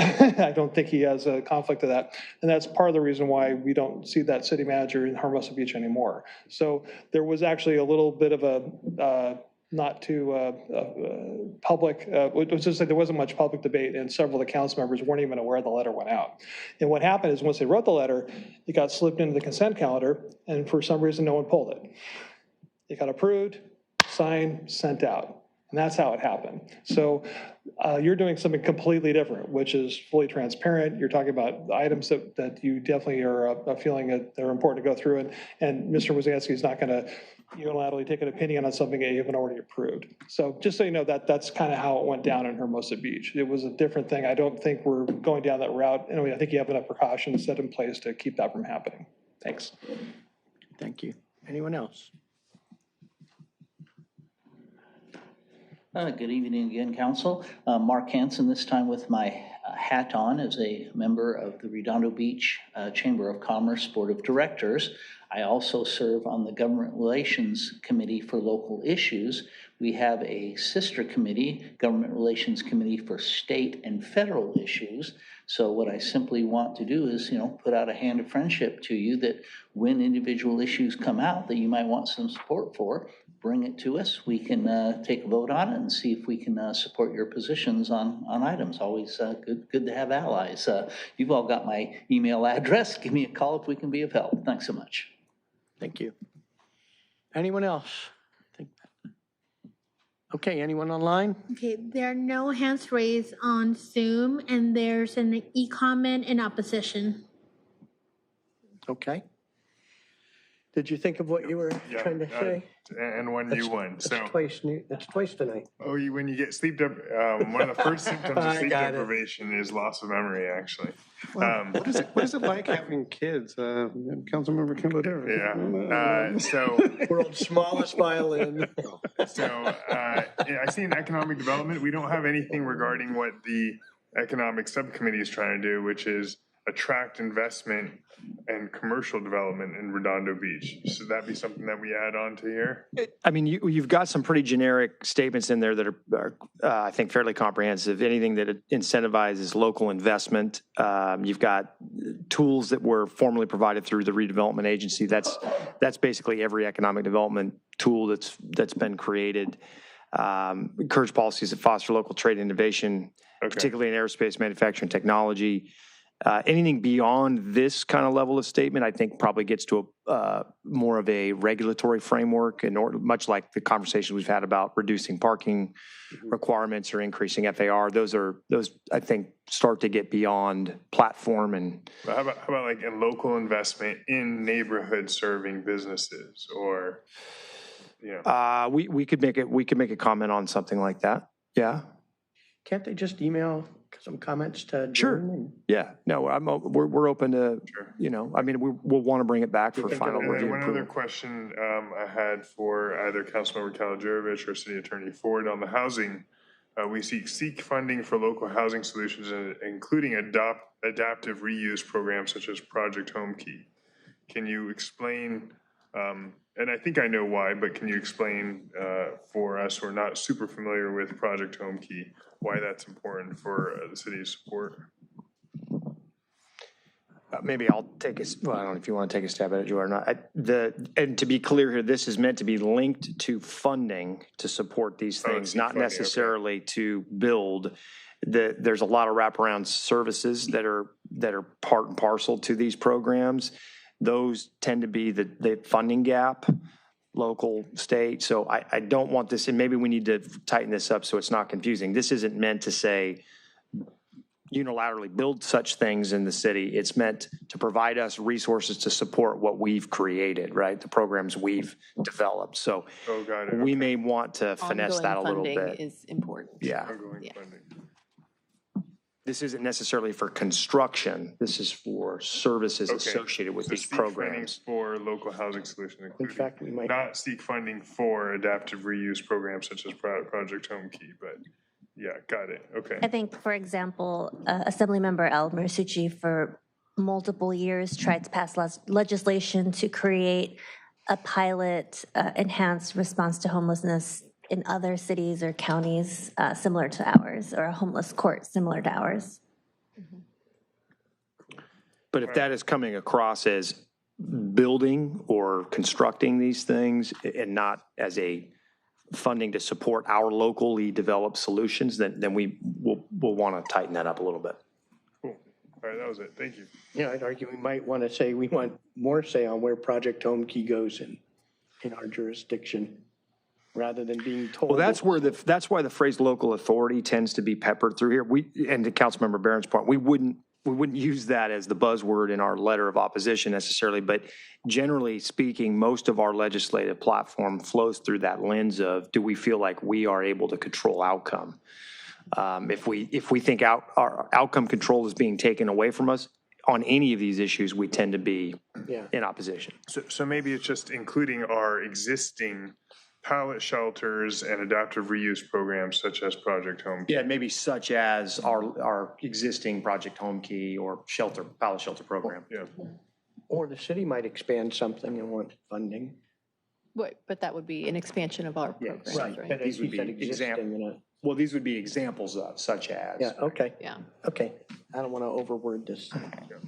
Okay, so what I sense is there's a consensus, and so you correct me if I'm wrong, that general support for a legislative agenda platform like this. Second, that we alter the process a little bit to state that when there's time, we'll bring it to the council and we'll make that clear. Yeah, and if it's controversial, right? Yeah, if it's in the gray or it's potentially controversial is determined, by us to be debatable. Yeah. And then you got some wording inputs from all of us. So what's the next step? You come back? Yeah. As a consent calendar item for approval, or? No, we'll probably bring it back one last time for discussion. Yeah, probably discussion and possible action at that point. Yeah. Okay. Anyone else before we leave this issue?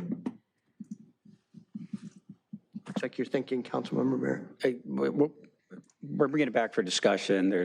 Needs to marinate on it. We've raised some issues tonight, talked to constituents, come back, and as you said at the top, not rush this, let's get it right, and yeah. I think to the extent that you have wording recommendations, you get them to not wait for the agenda item. Yeah. Yep. Yeah, we'll have time. We're not going to rush this back. We'll take some time to think about it. We're open to suggestions and good ideas.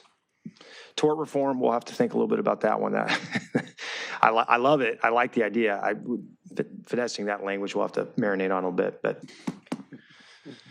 okay. And I was just going to add one thing. Instead of the local control buzzword, a second ago you were mentioning being an independent city. And I think maintaining our independence and our ability to make decisions locally is important to us. And that'll get us away from that local control buzzword that immediately. Yeah, and I think that's how that's the language we look to use in the letters, right? I mean, this is meant to help us understand how we would filter these decisions. Right. Okay. Yeah. Absolutely. Okay, let's go to item N2, discussion and possible action on the city's preferential parking permit ordinance. Yes, Public Works is going to take this one. I'm going to let Andy and Ryan provide the presentation here and introduce this concept. They've been dealing with this more acutely than the rest of us. And I know the Public Works and Sustainability Commission had kind of a go at this and might have even provided a referral for some of it. But there's a few things we're tackling here with this conversation. Again, an introductory conversation. There's one element that might have some time sensitivity, and I think Andy will cover that. So. Yeah, thank you, Mike, and good evening, Council, Mayor. We are Andy Wingy, for the record, Public Works Department, with Ryan Liu, our city traffic engineer. We're bringing this item before you tonight upon the recommendation of the Public Works and Sustainability Commission, kind of inspired by our holiday event last year down in the south part of District 1. But there are some other reasons to move this forward as well. So we'll give you a little bit of background. The city uses several tools to manage parking demand around the city. Meters, we're all familiar with these things, meters, parking machines, the various types of permits created for all residents, the convenience of the parking meter permit there, which is a big hit in our city, stickers for employees in those areas, oversized vehicle permits, all those kinds of things. We also have an interest in providing parking, preferential parking in residential areas as well, not open to the general public, but limited to residents. We call these preferential parking permits, or the PPP program. It's a lot of P's, sorry about that. But these are designed to address the interfaces between residential areas and commercial areas or other institutional areas like schools or government buildings or large industrial areas. The examples we show here on the screen are the corridor around PCH and the Avenue F and Avenue G neighborhoods there. Typically, these parking permits are enforced by providing prohibitions, parking restrictions to all but permit holders. So the permit exempts you from otherwise posted parking restrictions. And typically, they're meant to protect parking availability for residents.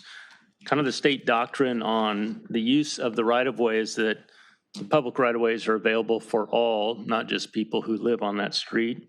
And so we have to be careful about how we move forward with restricting parking on streets to just residents, but there are ways to do it that are provided for in the state code. The city adopted a preferential parking permit program in 1993.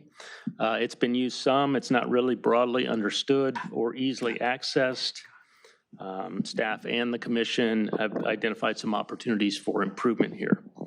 A significant driver for this discussion and the discussion with the Public Works and Sustainability Commission had to do with event-based permits rising over the challenges that I mentioned adjacent to the Torrance neighborhood that puts on the fantastic holiday light show every year.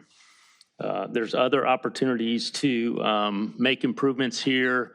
For instance, adding hour-based, like 1 hour, 2 hour parking within parking districts so that you don't have to have a permit for every single person who might want to service your house. If you call the plumber out to your house and he has to park on the street, you wouldn't necessarily have to get a permit if we had opportunities for short-term duration parking in these areas. We don't have that capability now in our current ordinance language.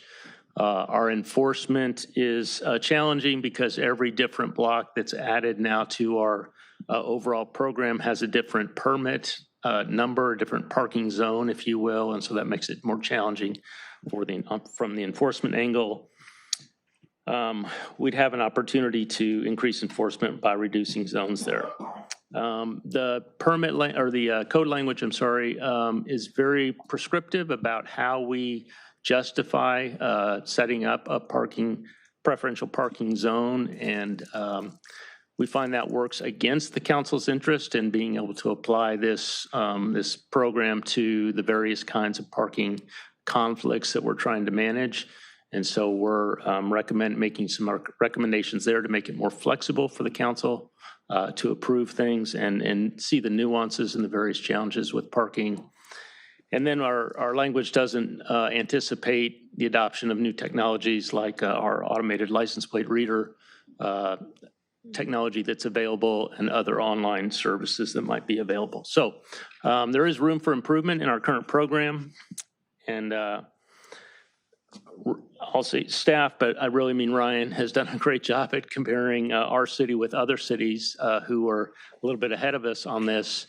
With some proposed ordinance changes, and we gave you a list in the staff report there, a little bit more specific language, but some of the things that we've identified, the obvious one from the Public Works Sustainability Commission conversation was about seasonal or temporal permits, not making these annual permits in every case. One thing that Beverly Hills and Culver City are the two maps that you see up there. They've identified. Inglewood? Oh, I'm sorry. Yeah, Inglewood and Culver City. I'm sorry, Inglewood and Culver City have set up our citywide parking districts so that every part of the city is identified in a district, but blocks or streets are added kind of block by block by their various councils to the district. So we only have a defined number of permit zone stickers that we have to deal with from a parking enforcement point of view. Our current terminology only allows the change or modification of a parking zone by the residents on that block, a 2/3 majority of the residents on that block. And there may be cases where the need to protect residential parking has changed over time. It's not necessary to have a preferential parking zone on a particular block, and it needs to be removed to meet another need that the council is interested in. But technically, we can't do that without getting 2/3 vote of the people that live on that block. So there are some restrictions that are probably unintentional, but we should address those. Our current language allows unlimited visitor permits for residents, and that can be abused through circulating to people who are not really your visitors, but they're people who might be paying you for your visitor permit pass to attend a certain event or location that is near your home. The permit administration language could use a little bit of updating, modernizing. I mentioned the engineering methodology is very prescriptive. We would relegate that to a policy that's approved either by resolution or just council action, similar to the way we do the always stop or the speed cushion methodology conversations with the council, and then just other general modernizations of the language. So those are spelled out, as I mentioned, in your staff report. And really what we're looking for tonight is your thoughts and direction about whether you want to move forward with this and which of these items are important you see for us to look at. Kind of what's driving the conversation, and I alluded to this earlier, and the why now question is every year in that Avenue H neighborhood in our city, the neighbors are inundated with parking and traffic for the holiday light event right over the border, usually between Thanksgiving and New Year's. And the residents of that neighborhood have asked us through the commission to try and do new things to help them in their neighborhood. And one of the ideas that came up was a preferential parking permit program that was seasonally based, not all year long, but just during this holiday lighting period. And so we are bringing this forward and with some urgency to be able to implement something by this coming holiday season. We've had some other complaints too about, small preferential parking zones that really serve not the neighborhood, but just a particular street. And so there's been some motivation from those kind of complaints to look at the language and see if we can make some improvements there as well. So that's the why now question. As I mentioned tonight, we're really looking for council's direction on any changes that you'd like to see. We brought up a lot about good ideas here. I think good ideas. There may be other things in mind. This is not a program that we've talked a lot about with you as a council, so it may feel a little bit like a cold start here to the topic. It's a meaty topic. But I think our intent is that we would come back with discussion items with a first reading kind of thing with some more specific things to get into, to develop the concepts that we brought to you in this report tonight. But tonight we're hoping to flag your attention and get any input that you have on things maybe that you've noticed or problems that you've heard about from your constituents that might be important to bring into a new ordinance here. We also would like to confirm kind of the urgency part of this, that we should try and address it by this year to accommodate the residents on Avenue H. Perhaps it's too long a discussion and we're not able to do it till later here, but we want to bring that before you as well. So that concludes our report for tonight. Ryan is here to answer your questions. I'm here to help Ryan answer your questions. And thank you very much. And I just one couple of things to add. I think it's probably too much to ask that we systematize and update the entire structure of this program to address just the Avenue H concern. So if we want to address that, we may need to address that as a one-off item and just move forward with that for the time being and talk about it. And we can do that if the council's interested in that. The second thing I want to make abundantly clear, we are not proposing in any way, shape, or form that somehow authority over these programs or the program in its entirety rest with staff. That is not what we're proposing to do. Parking and neighborhood concerns are potentially very explosive issues, both locally and certainly politically. It's very important that the district council members that these zones affect are weighing in very heavily with impacts. So we are not proposing to create a structure that would bypass that. I think when we speak to the ordinance is too restrictive, we mean it as it's currently written. You all don't have the flexibility to act quickly, right? Ideally, we would have an ordinance that outlines the framework for the program, and then the policies within that framework would be established through resolution, or as Andy mentioned, some type of minute action, and we would do them in a more comprehensive way than we do today. So that's, I think, the spirit of this housekeeping item. So really, we've got the program in its entirety to talk about, and maybe some updates to it, and then we've got, I think, more acutely the issue associated with kind of Avenue H and Messina Parquette kind of cul-de-sac neighborhood items, which I know Councilmember Waller is familiar with and can speak to. Okay, thank you. Good presentation. Thank you, Andy and Ryan. Appreciate it. I actually learned a lot. I didn't realize we had that many areas with permit parking, so preferential parking. So I still don't understand all the reasons why, but I was shocked that I thought, is this what they're proposing? And then I read it and it's, no, these are existing, which is pretty amazing. I do, the PWSC, all they said was to take this to the council. They didn't provide any specifics. We did provide a similar list to what you have in your area. They didn't come back and say yes on this, no on this? Or? Oh, no, they did. They had affirmed that we should modify our ordinance to modernize it. They just said yes to everything. Generally. Yeah, generally, yes. We gave them a whole list, but what we've described it is in the staff pack, in the agenda packet, and they endorsed those. Yeah, their context was dealing with the Avenue H residents, and what could be done. And so I think their focus really was on looking for ways to allow some kind of a temporary parking permit for that situation. So they weren't in the weeds necessarily on these other topics, but generally felt like it could use a redo, an overview. Yeah. Yeah. I agree with bifurcating this effort. I do think, we want to do something for the holiday thing. I think Torrance has asked us, to do something, and we got to protect our residents if we take that action to open up the street.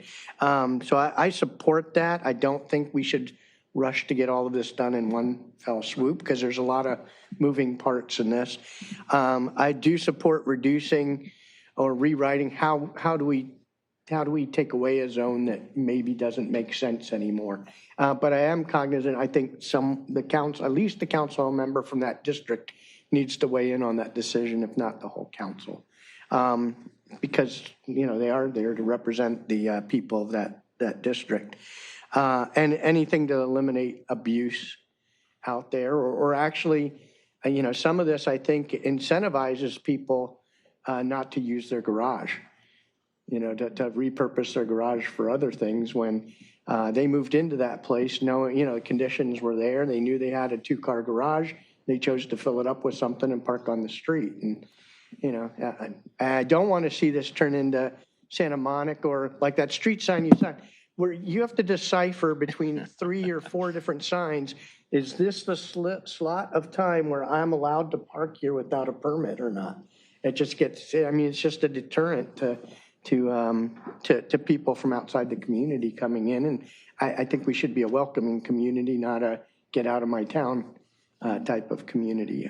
And certainly, I live in a zone right next to the beach. During the summer, you move your car, you're not getting that spot back. And I don't think it would be right, even if the Coastal Commission would allow it, to let us say, preferential parking for all our streets in the right next to the beach, because we moved there knowing what it was like. So you do have to take responsibility for your decisions when you're buying, and think that through when you're buying. So with that, again, I support bifurcating. I think we should work very quickly to do whatever we need to. I guess that's an ordinance. For the time being, it would be an adjustment to the ordinance or something specific. So you need to read it, and first reading, a second reading, a hearing. So we need to get that going, and then I think, think long-term on the broader issues. Let's see, Councilmember Obaji. I don't have my hand up still, sorry. Oh, Councilmember Waller. Yeah, thank you. Yeah, this was definitely a big issue that, I've known about for many years. I've got friends that live in that area, friends that live adjacent to that area. This is something that the priority really needs to be for that Avenue H Messina neighborhood near term. But, looking at the code and looking how it's written, I see also why we need to do the rest of it. It's basically impossible to get rid of obsolete parking permit zones. So that's something that, I'd like to see long-term also, get done. But I don't think a week goes by that I don't hear a complaint about somebody saying, well, the Avenue F person is parking on Avenue G and the permit's the same color and the police aren't citing them. Or does anybody have a place for me to park? I'm using my garage for something else, which doesn't make any sense to me. So it's, but the number one really is, from Thanksgiving through New Year's, residents of that neighborhood have had to deal with traffic. They've had to deal with excess parking, people parking there and then walking into the neighborhoods, traffic control issues that, we've addressed partially with Torrance. I've heard complaints about some of the lighting in that area at the at the Sleepy Hollow time just because of cars and pedestrians. So I think this is a great start to it. And I really strongly think that we need to get this done as fast as practicable for us for the Avenue H Messina neighborhood. Okay, yeah, and Thanksgiving's going to come up quick. So. Yes. And this is the last meeting in September, right? Yeah, I mean, realistically, just thinking through the sequence, if we get general direction from you all to prepare that ordinance and kind of identify that zone, you don't have to work the specifics out. I think we can understand the intention here.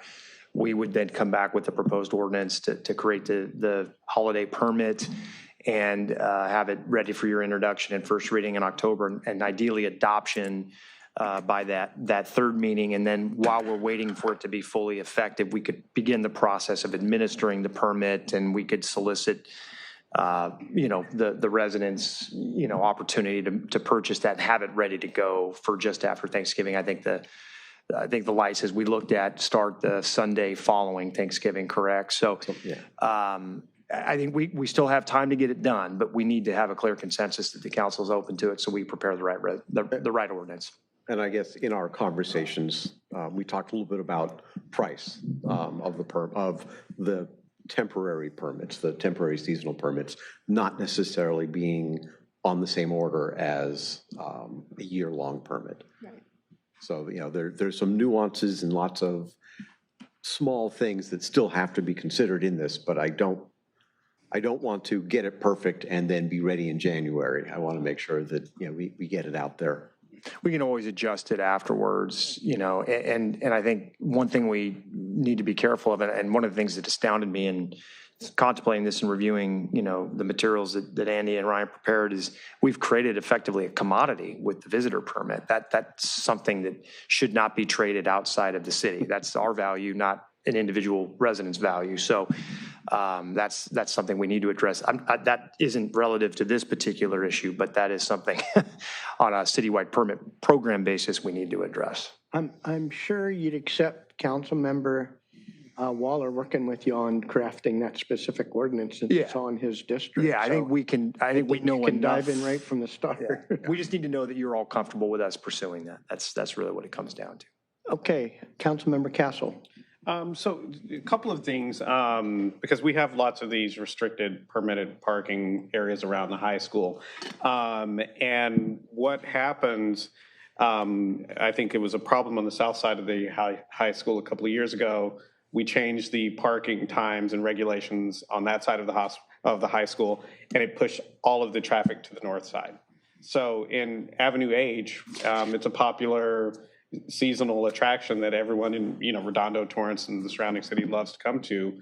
If we block them out of that neighborhood, what can we do because it's just going to push people into new areas? It'll push them. What'll probably happen as a user of that parking over the years, it'll likely push them west of Prospect into the avenues. I mean, you'll see more parking on that side depending on how narrow the zone is. So we're going to have to figure out where that natural kind of dispersion location is and figure out where we minimize those impacts. But, you know, a lot of people park at Toledo and walk in. That's fine. It's public parking. They should do that. It's probably more appropriate. Where we're having the problem is really right there at that Ballard entrance. Yeah. It has to do as much with traffic, through traffic, as much as parking traffic. So like, for example, Avenue F, G, Alberta, in that area, those are through streets and relatively wider streets.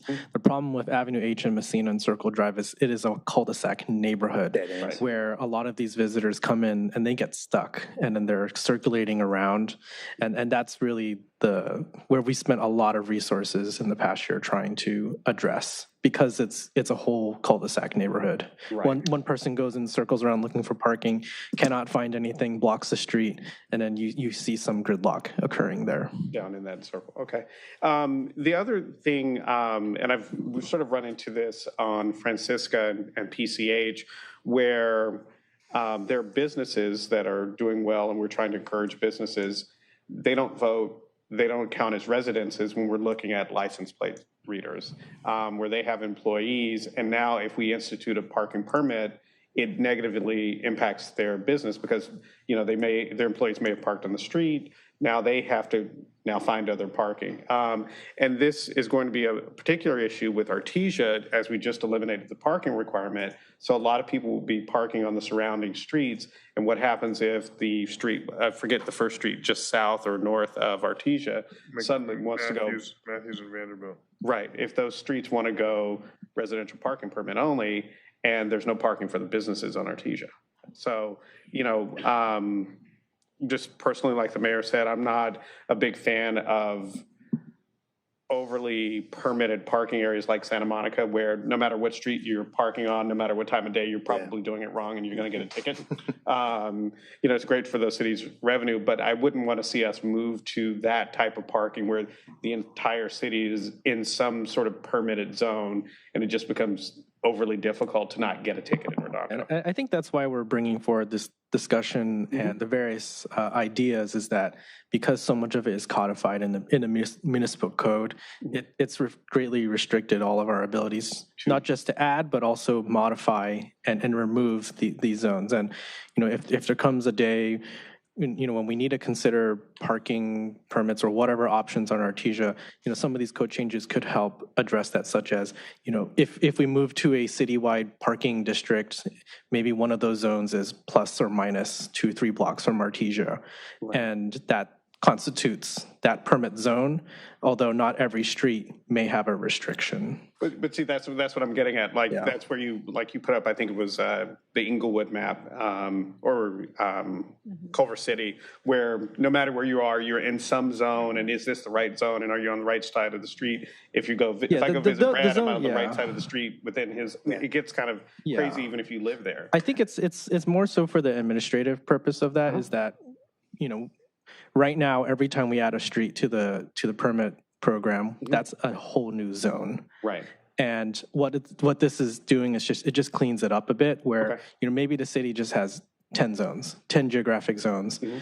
And if you're around that general area, if your street has a restriction, that's always going to be permit type Z or something like that. And I think the key note there is that the zones don't necessarily mean there is a permit program or any kind of restriction. I think the problem that we face now in the program is we have to create these zones by ordinance, and there isn't any flexibility after that, and it becomes block by block, and so we have, you know, just almost an infinite amount. So we got to figure out a solution, whether it's geography or if you all coalesce around wanting to reduce the number of districts, that simplifies this too.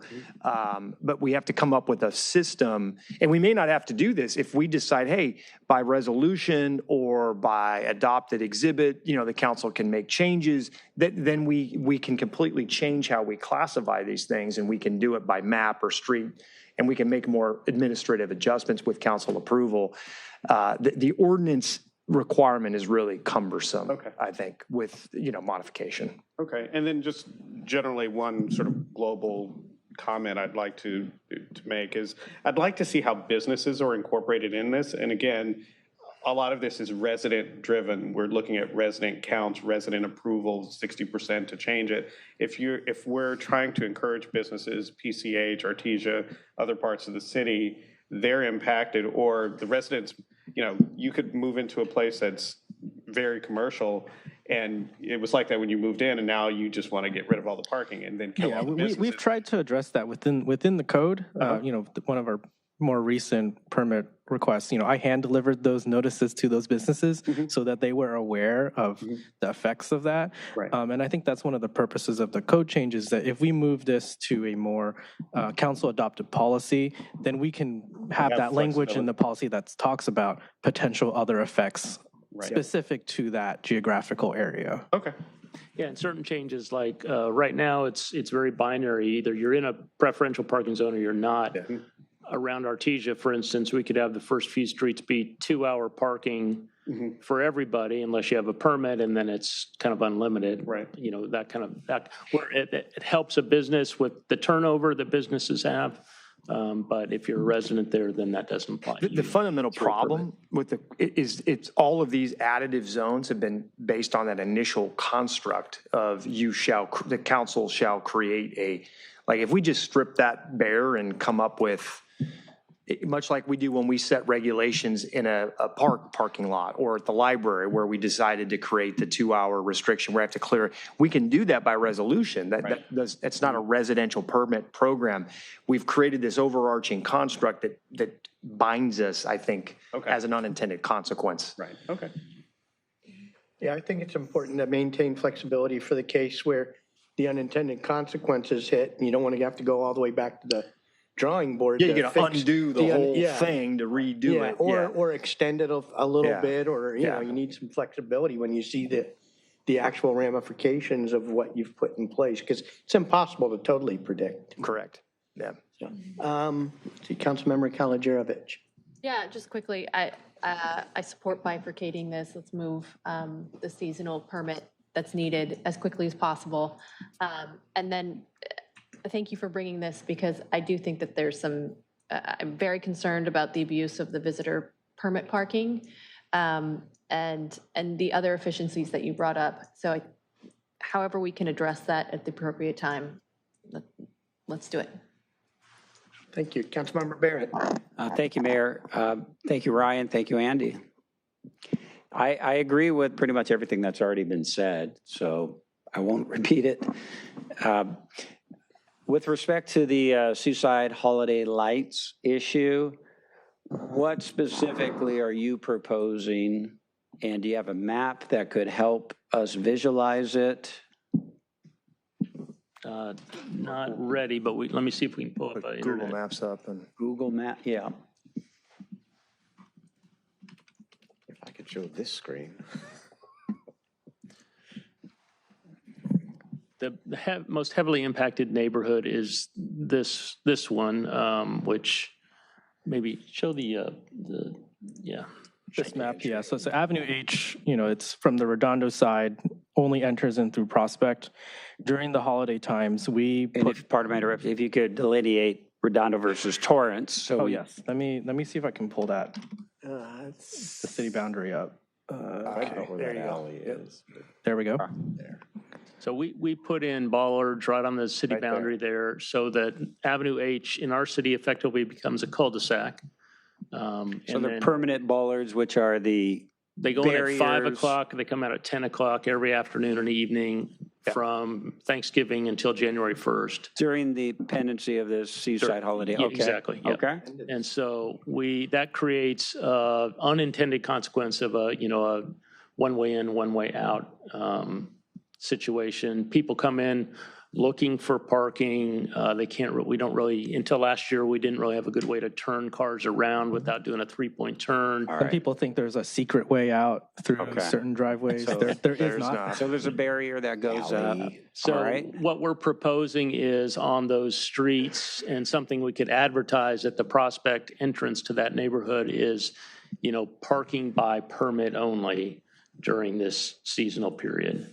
And from 5 to 10 or whenever the heavy. Bollards would stay up? Keep the bollards That's up. something we've been doing for, I think, good 20, So the 20 council years. approves that action. You'll get an action item from Andy and his team, typically in November, where you bless the closure, temporary closure, street closure of Avenue H/Doris Way during the period that Andy described, where we place the bollards, and that has been done to limit ingress into the Sleepy Hollow neighborhood. Now that in itself has created problems, of course, for Torrance's circulation, and they have requested, and Councilmember Waller and we have been in conversations with them on not just this, but the truck route issue. So this has all come up in kind of combination with this. As you can imagine, one of the requests that Torrance has had is to not allow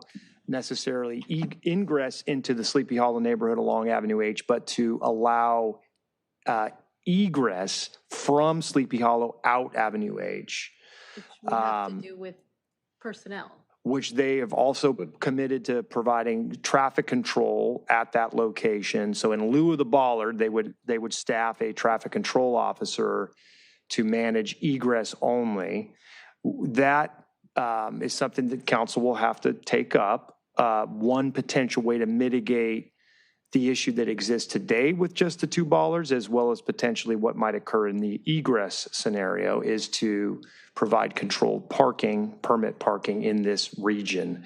Now, whether or not, to answer your question, we would propose it to be just west of or east of Prospect and along Messina and the kind of adjacent cul-de-sac. The permit parking? The permit parking. We may even want to contemplate, I think that's the place where we would start the conversation. I don't know if that's where it ends per se. I think a lot of parking occurs immediately west of Prospect Avenue as well on the avenues. So we'd have to think about that a little bit, but that's effectively what we're doing. We're trying to eliminate the folks that live there between the Torrance boundary and Prospect. They get inundated this time of year with parking from visitors. A seasonal permit could help alleviate that problem. And it's beyond parking. It is the congestion as well. And the trash that ensues. And the trash. We put out trash cans tailgating, there. et cetera, that can sometimes occur. And I think recently Torrance has also done alternate side no parking for emergency access. So that has greatly decreased the availability of visitor parking on the Torrance side, which is why we've been hearing more issues on our end. All right. And is there a scenario perhaps under which the bollards would come out completely in connection with some type of agreement with Torrance on other issues?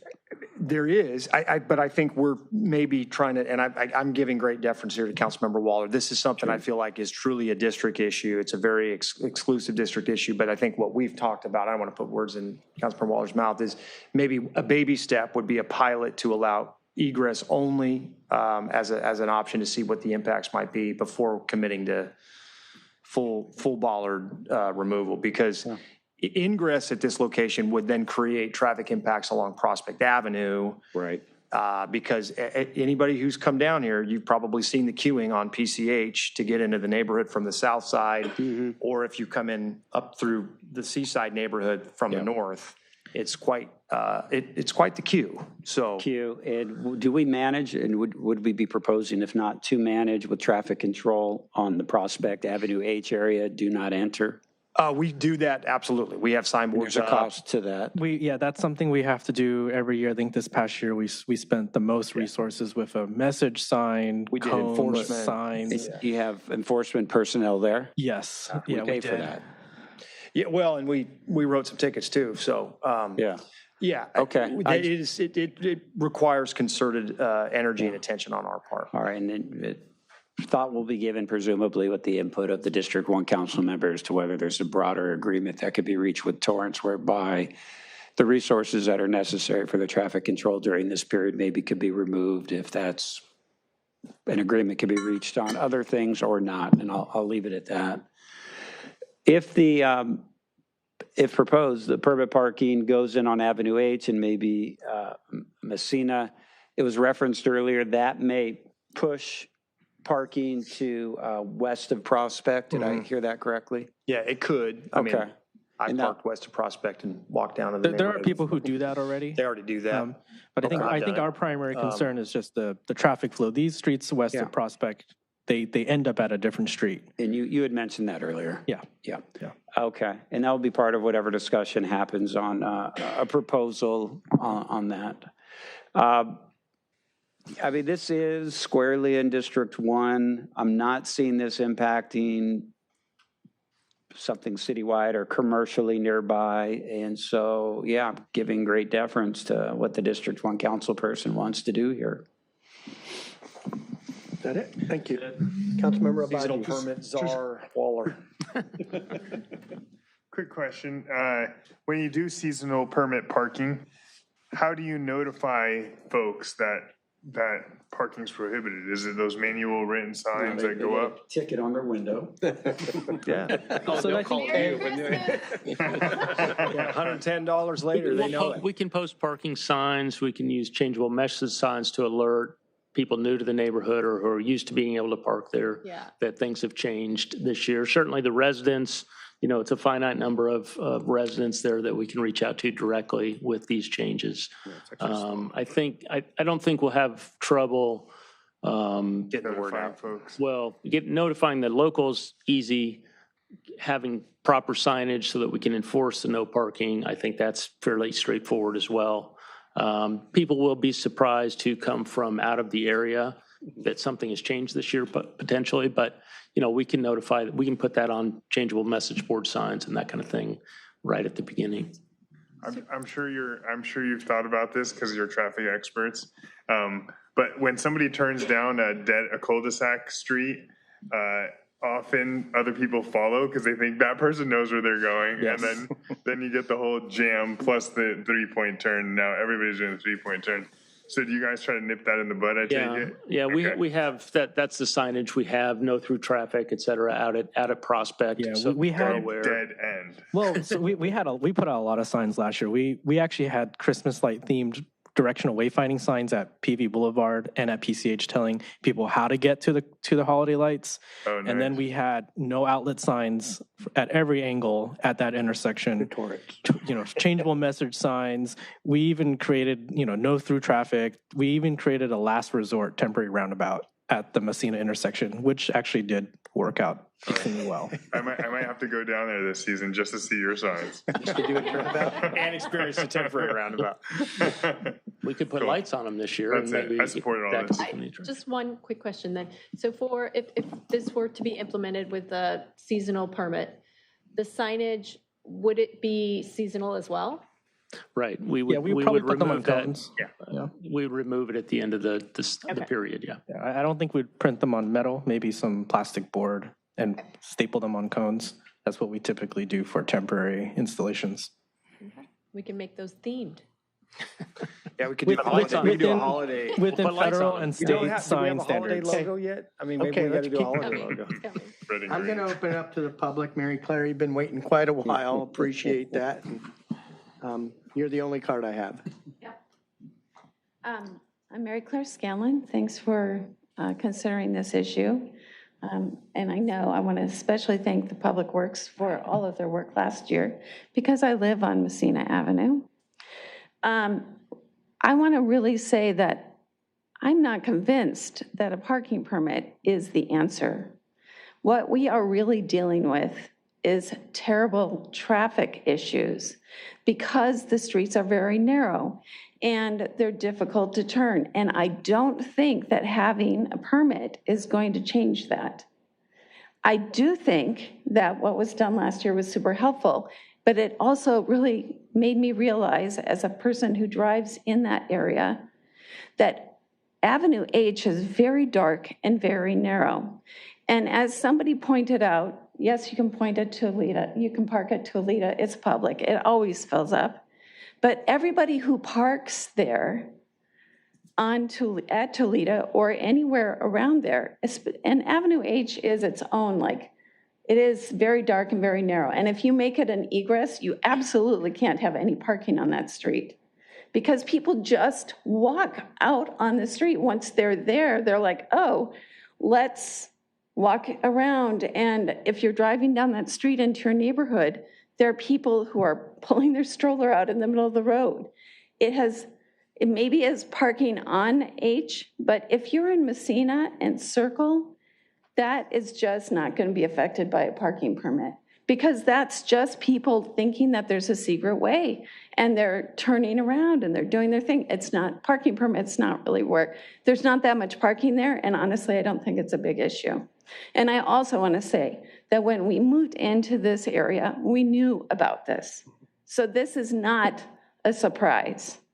But what has gotten worse over the years is that it's blown up on TikTok.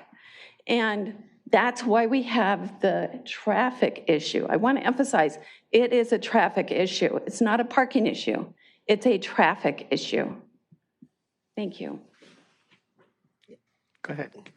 Have you, considering based on her comments about TikTok, have you considered having our social media coordinator make a video on TikTok about how these are all dead-end streets leading to Sleepy Hollow and don't come down Avenue H, Messina, or Circle? That could be part of the recommendation for this year. Hopefully we go viral. And we'll put Kyle in a Santa costume. Well, would it be possible to, you know how they close off Avenue H, if we open that to exit traffic, from Torrance coming to Prospect, could we block off Messina there at Avenue H just to prevent people from going down the street? So that's, unless you have the permit. That's the tricky part, is that because these are public streets, I think we're going to have a very tough time putting a blockade and determining who is worthy of entry. With the permit. The police chief has told us that he can't selectively allow some vehicles and not other vehicles unless there's a declared emergency. That's a normal protocol for a fire or something. But I think that the hope is, as word grows, that there isn't. So there's two issues, right? The first issue is it's a dead end street. Don't come here. If you're taking ways and you think you can get into Sleepy Hollow from the back route, it's wrong, right? We have to somehow figure out a way to neutralize that thinking. Secondarily, though, you have more sophisticated residents who recognize that you can't get in that way, but you can walk in that way. So you're looking for the nearest parking available to walk in that way. Most people look at Toledo first. If that's full, they find what's next. And in some instances, that's generating additional traffic to head in down Avenue H, looking and being hopeful that they'll find something close to the entry. So if we can dissuade both scenarios, we might be able to alleviate some of the congestion. And it's a good point about maybe some zones need to be no parking. I mean, that's another thing. We can temporarily strike no parking if we've got other congestion issues or turnaround issues that we need to address. We can also do that. So what's the traffic control where H hits Prospect? It's an always stop there. It's a three-way stop. Three-way. It's a weird three-way T-stop. Yeah. And it's elevated. Where's the one that doesn't have the stop? Avenue E doesn't have a stop. It's the next one halfway down. Yeah, and the next one's somewhat, skewed up. But H and You said it's a three-way stop. Because H, Yeah, if we could put it up on the screen. the way H goes into Prospect and Gertruda then goes out, it's not in alignment. So at this particular T, only northbound and westbound have the stop. Technically, the other parts of the stop are at this next intersection. Gertruda. It's a weird. So by convention, I think someone making a left here yields to someone who arrived at that stop first. If it's just an exit, couldn't we temporarily make it a free flow out and make everybody else stop? 6-week block party. Well, I don't think. I mean, we'll have to address that. That would keep traffic moving. Yeah, that's another circulation question we'll have to address depending on that Ballard scenario. I don't think the congestion is necessarily right at that stop sign. It's just a large number of cars in this neighborhood. People come in, they circulate around, they're looking for parking, they're thinking they can get in. There's lots of people walking around, some of who are walking in the street, crossing the street. It's a And we'll bit of a look at the party down lighting. there. I think the lighting points will take in. I don't know what we have from a street lighting standpoint down there. I'm not sure how easily that could be addressed, but we can evaluate that as well. Temporary toll road? Yeah. Go ahead, Councilmember. To the speaker's point, and maybe she can answer this question, if residents don't need the parking on the street, if there were no parking during this seasonal time, that might indicate to others that there isn't parking allowed there. Is that something that? That's another potential way to address some of this, but I don't, maybe you have spoken to many of your neighbors, but I can respond to that. yeah, go ahead. So that was a proposal by some people. Circle has very little parking on it already. And so the people in Circle suggested no parking.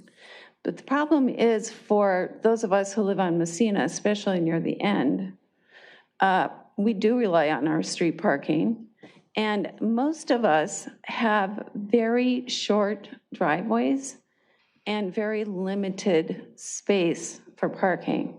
And some of us have large households with several drivers. So we need the street parking. Okay. And it would be an inconvenience, and for some of our elderly people, it would be actually very difficult for them because there is an incline for them to, if they can't park at Toledo and they can't, where would they park? They would have to park into the avenues. It'd be very difficult. So that's not an option. Okay, thank you. Yeah, that's something we did look at, but I think there were a lot of, during this time of year, a lot of people get visitors, holiday parties and stuff. So I think a total parking prohibition during it was probably was pretty draconian. But in certain locations where it might create visibility for vehicles that are making, movements, pedestrian crossings, et cetera, it may make some sense. So, And if you don't have open parking to the general public on those streets, then maybe you have a few less strollers and people coming out because the people walking are residents who live locally. So maybe that helps some. I think there'll be a combination of these things. Yeah. You have your hand up? No, sorry. I was pointing to something on his. No. Your hand is up. Digital hand. It's still, it's still. I'm sorry, did I cut you off? Nope. Okay. Anyone else? Okay, do you have the direction you need? Come back with something? It sounds like we've got consensus on moving forward with a program where we're bifurcate it, come back with. Then I'll see if I can do a community meeting with the Messina neighborhood as well. Maybe that's the thing, to have a workshop. So I can get better, make sure that I'm doing better input. It'd be good. I mean, and we'll try to work quickly here to have this be hopefully effective with this season, so. I did have one quick question, Mayor, if I could, before we wrap it up.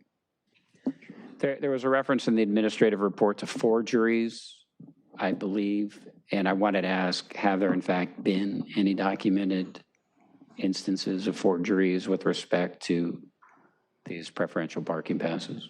I think you've heard more about that than me. That's probably something that the police would have to answer for. I haven't heard that directly from PD, since they're the ones who manage the day-to-day permits.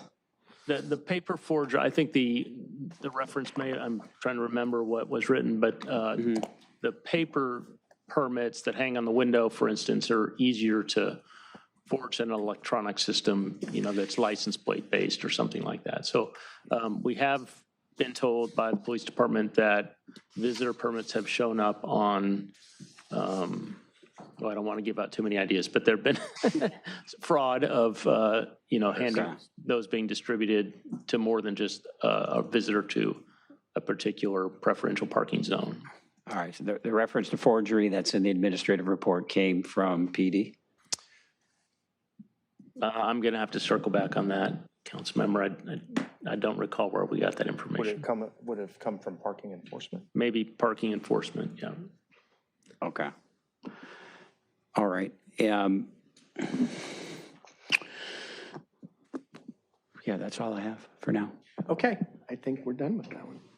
Okay. Any other direction? you No, don't need a and it sounds like there's general consensus on coming back with overall permit changes or program changes at the right time. at a later time, Yeah. but something more hasty on the holiday. Got it, 2 tracks, situation. yeah. And I would just add, if I may, Mayor, to the extent, come back with pieces of this, because there's so much in here for further discussion, that could be helpful along the way. Yeah. This was a pretty heavy drop with what was in It there. is, it is. That's why we wanted to make clear that this is a Parking starting permit point. subcommittee? No. I think we'll need to evaluate the overarching construct to figure out Yes. where we want to start. It may be the easiest way to solve this problem is to kind of do a full repeal and replace. Give us, maybe a fresh start. So we'll kick that around, working with Joy and her team internally. But this was an introduction. So I was kind of serious about, you might want to explore a workshop and maybe get public works there. Oh, I You mean, can do a community meeting. yeah, if you can do a mentioned that. community meeting, / workshop. you can host it at Labels. Messina Okay. Park. I don't want to beat the dead horse. Let's see, jump into item O, city manager items. Nothing, just, you've already mentioned it, Councilmember Barrett mentioned it as well. We have a bit of a break the next couple of weeks. We have events that are occupying that time, so please note the various items that are before you, whether it be the volunteer appreciation dinner next Tuesday. We've got, I think, groundbreaking at the Perry Park Teen Center coming up. Lunch workshop. We've got workshop. We're going to have, I think, a groundbreaking on the new Parquette Park open space on Redondo Street here at the end of the month as well. So a lot of activities coming up, but we are dark from a council perspective until October 7th. So that's all I've got. Okay, let's see, mayor on council referrals to staff, Councilmember Waller. None. Councilmember Castle. A referral to staff. One of the issues that's come up in some of the financial reports is that we're drawing down basically our investments to fund cash needs of the city. And I wanted to find out, and I think it's kept at the department level, any money that's owed for services that the city has provided for events or project works, has done, work for some group or, some event, and if we've been paid. So do we have a lot of accounts receivable out there that we could collect and help our cash flow? So I don't know how long ago that. Yeah, I'd have to work with Stephanie to see what we could provide. It may not have to be an item. It might be just something I can circulate to you all, as an item offline and email. One comes to mind right now, but it's not a big dollar item, but we certainly. Yeah, I was thinking of that, and if one is the dollar amount, two is if there are any old accounts receivable that just have never been paid. Yeah, I don't think we have any of that outstanding, but I think what you're getting at is the notion of if there's untimely reimbursement, have we lost investment capacity as a result of that? And it depends on whether or not the source of that expenditure initially is eligible for investment, right? We hold a lot of cash off the investment pool because of the cyclical nature of our utilization. So that's something that I think Eugene and Stephanie and her team, they need to work through. How aggressive are we in investing what we can versus just holding it as cash in the general fund for expenditure? So right, but I guess my point is if a city department performs some service and never collected the money that we were supposed to be paid for that, and we've had to, pay employees and things that we were expecting to, make cash on that. If we're not collecting what's owed to us, we're having to pull the cash. That's a very rare occurrence. Okay. Yeah. Okay. Yeah. I mean, you might have a scenario where you have an attempt to collect from insurance because a vehicle has crashed into a sign and that takes some time to collect, but Let's and not that follows talk a process. about it too much. It's either I think what I can do is get you a or list. you're going to mail us something or. Okay. So do you need a No, I think referral to staff? I think we're okay. I think I understand the nature of his question, and I'll have Stephanie prepare what she can along those lines and circulate to all of you. Anything else? Nope, that's it. Hey, Councilmember Kalajevic. None for me, thank you. Councilmember Obaji. None at this time, thank you. Councilmember Barrett. No. And nothing from me. So with that, let's see, I'll entertain a motion. We're not adjourning to anyone tonight, right? Motion to adjourn. Okay, motion to adjourn to the, October 7th. yeah, so we have a motion to adjourn. Do we have a second? Second. All four? Aye. Okay, so we will be adjourning to a closed session meeting at 4:30, open session meeting at 6 PM on Tuesday, October 7th. So no more, as City Manager Wojciechowski stated, no more meetings this month. October 7th will be our first one. Thank you.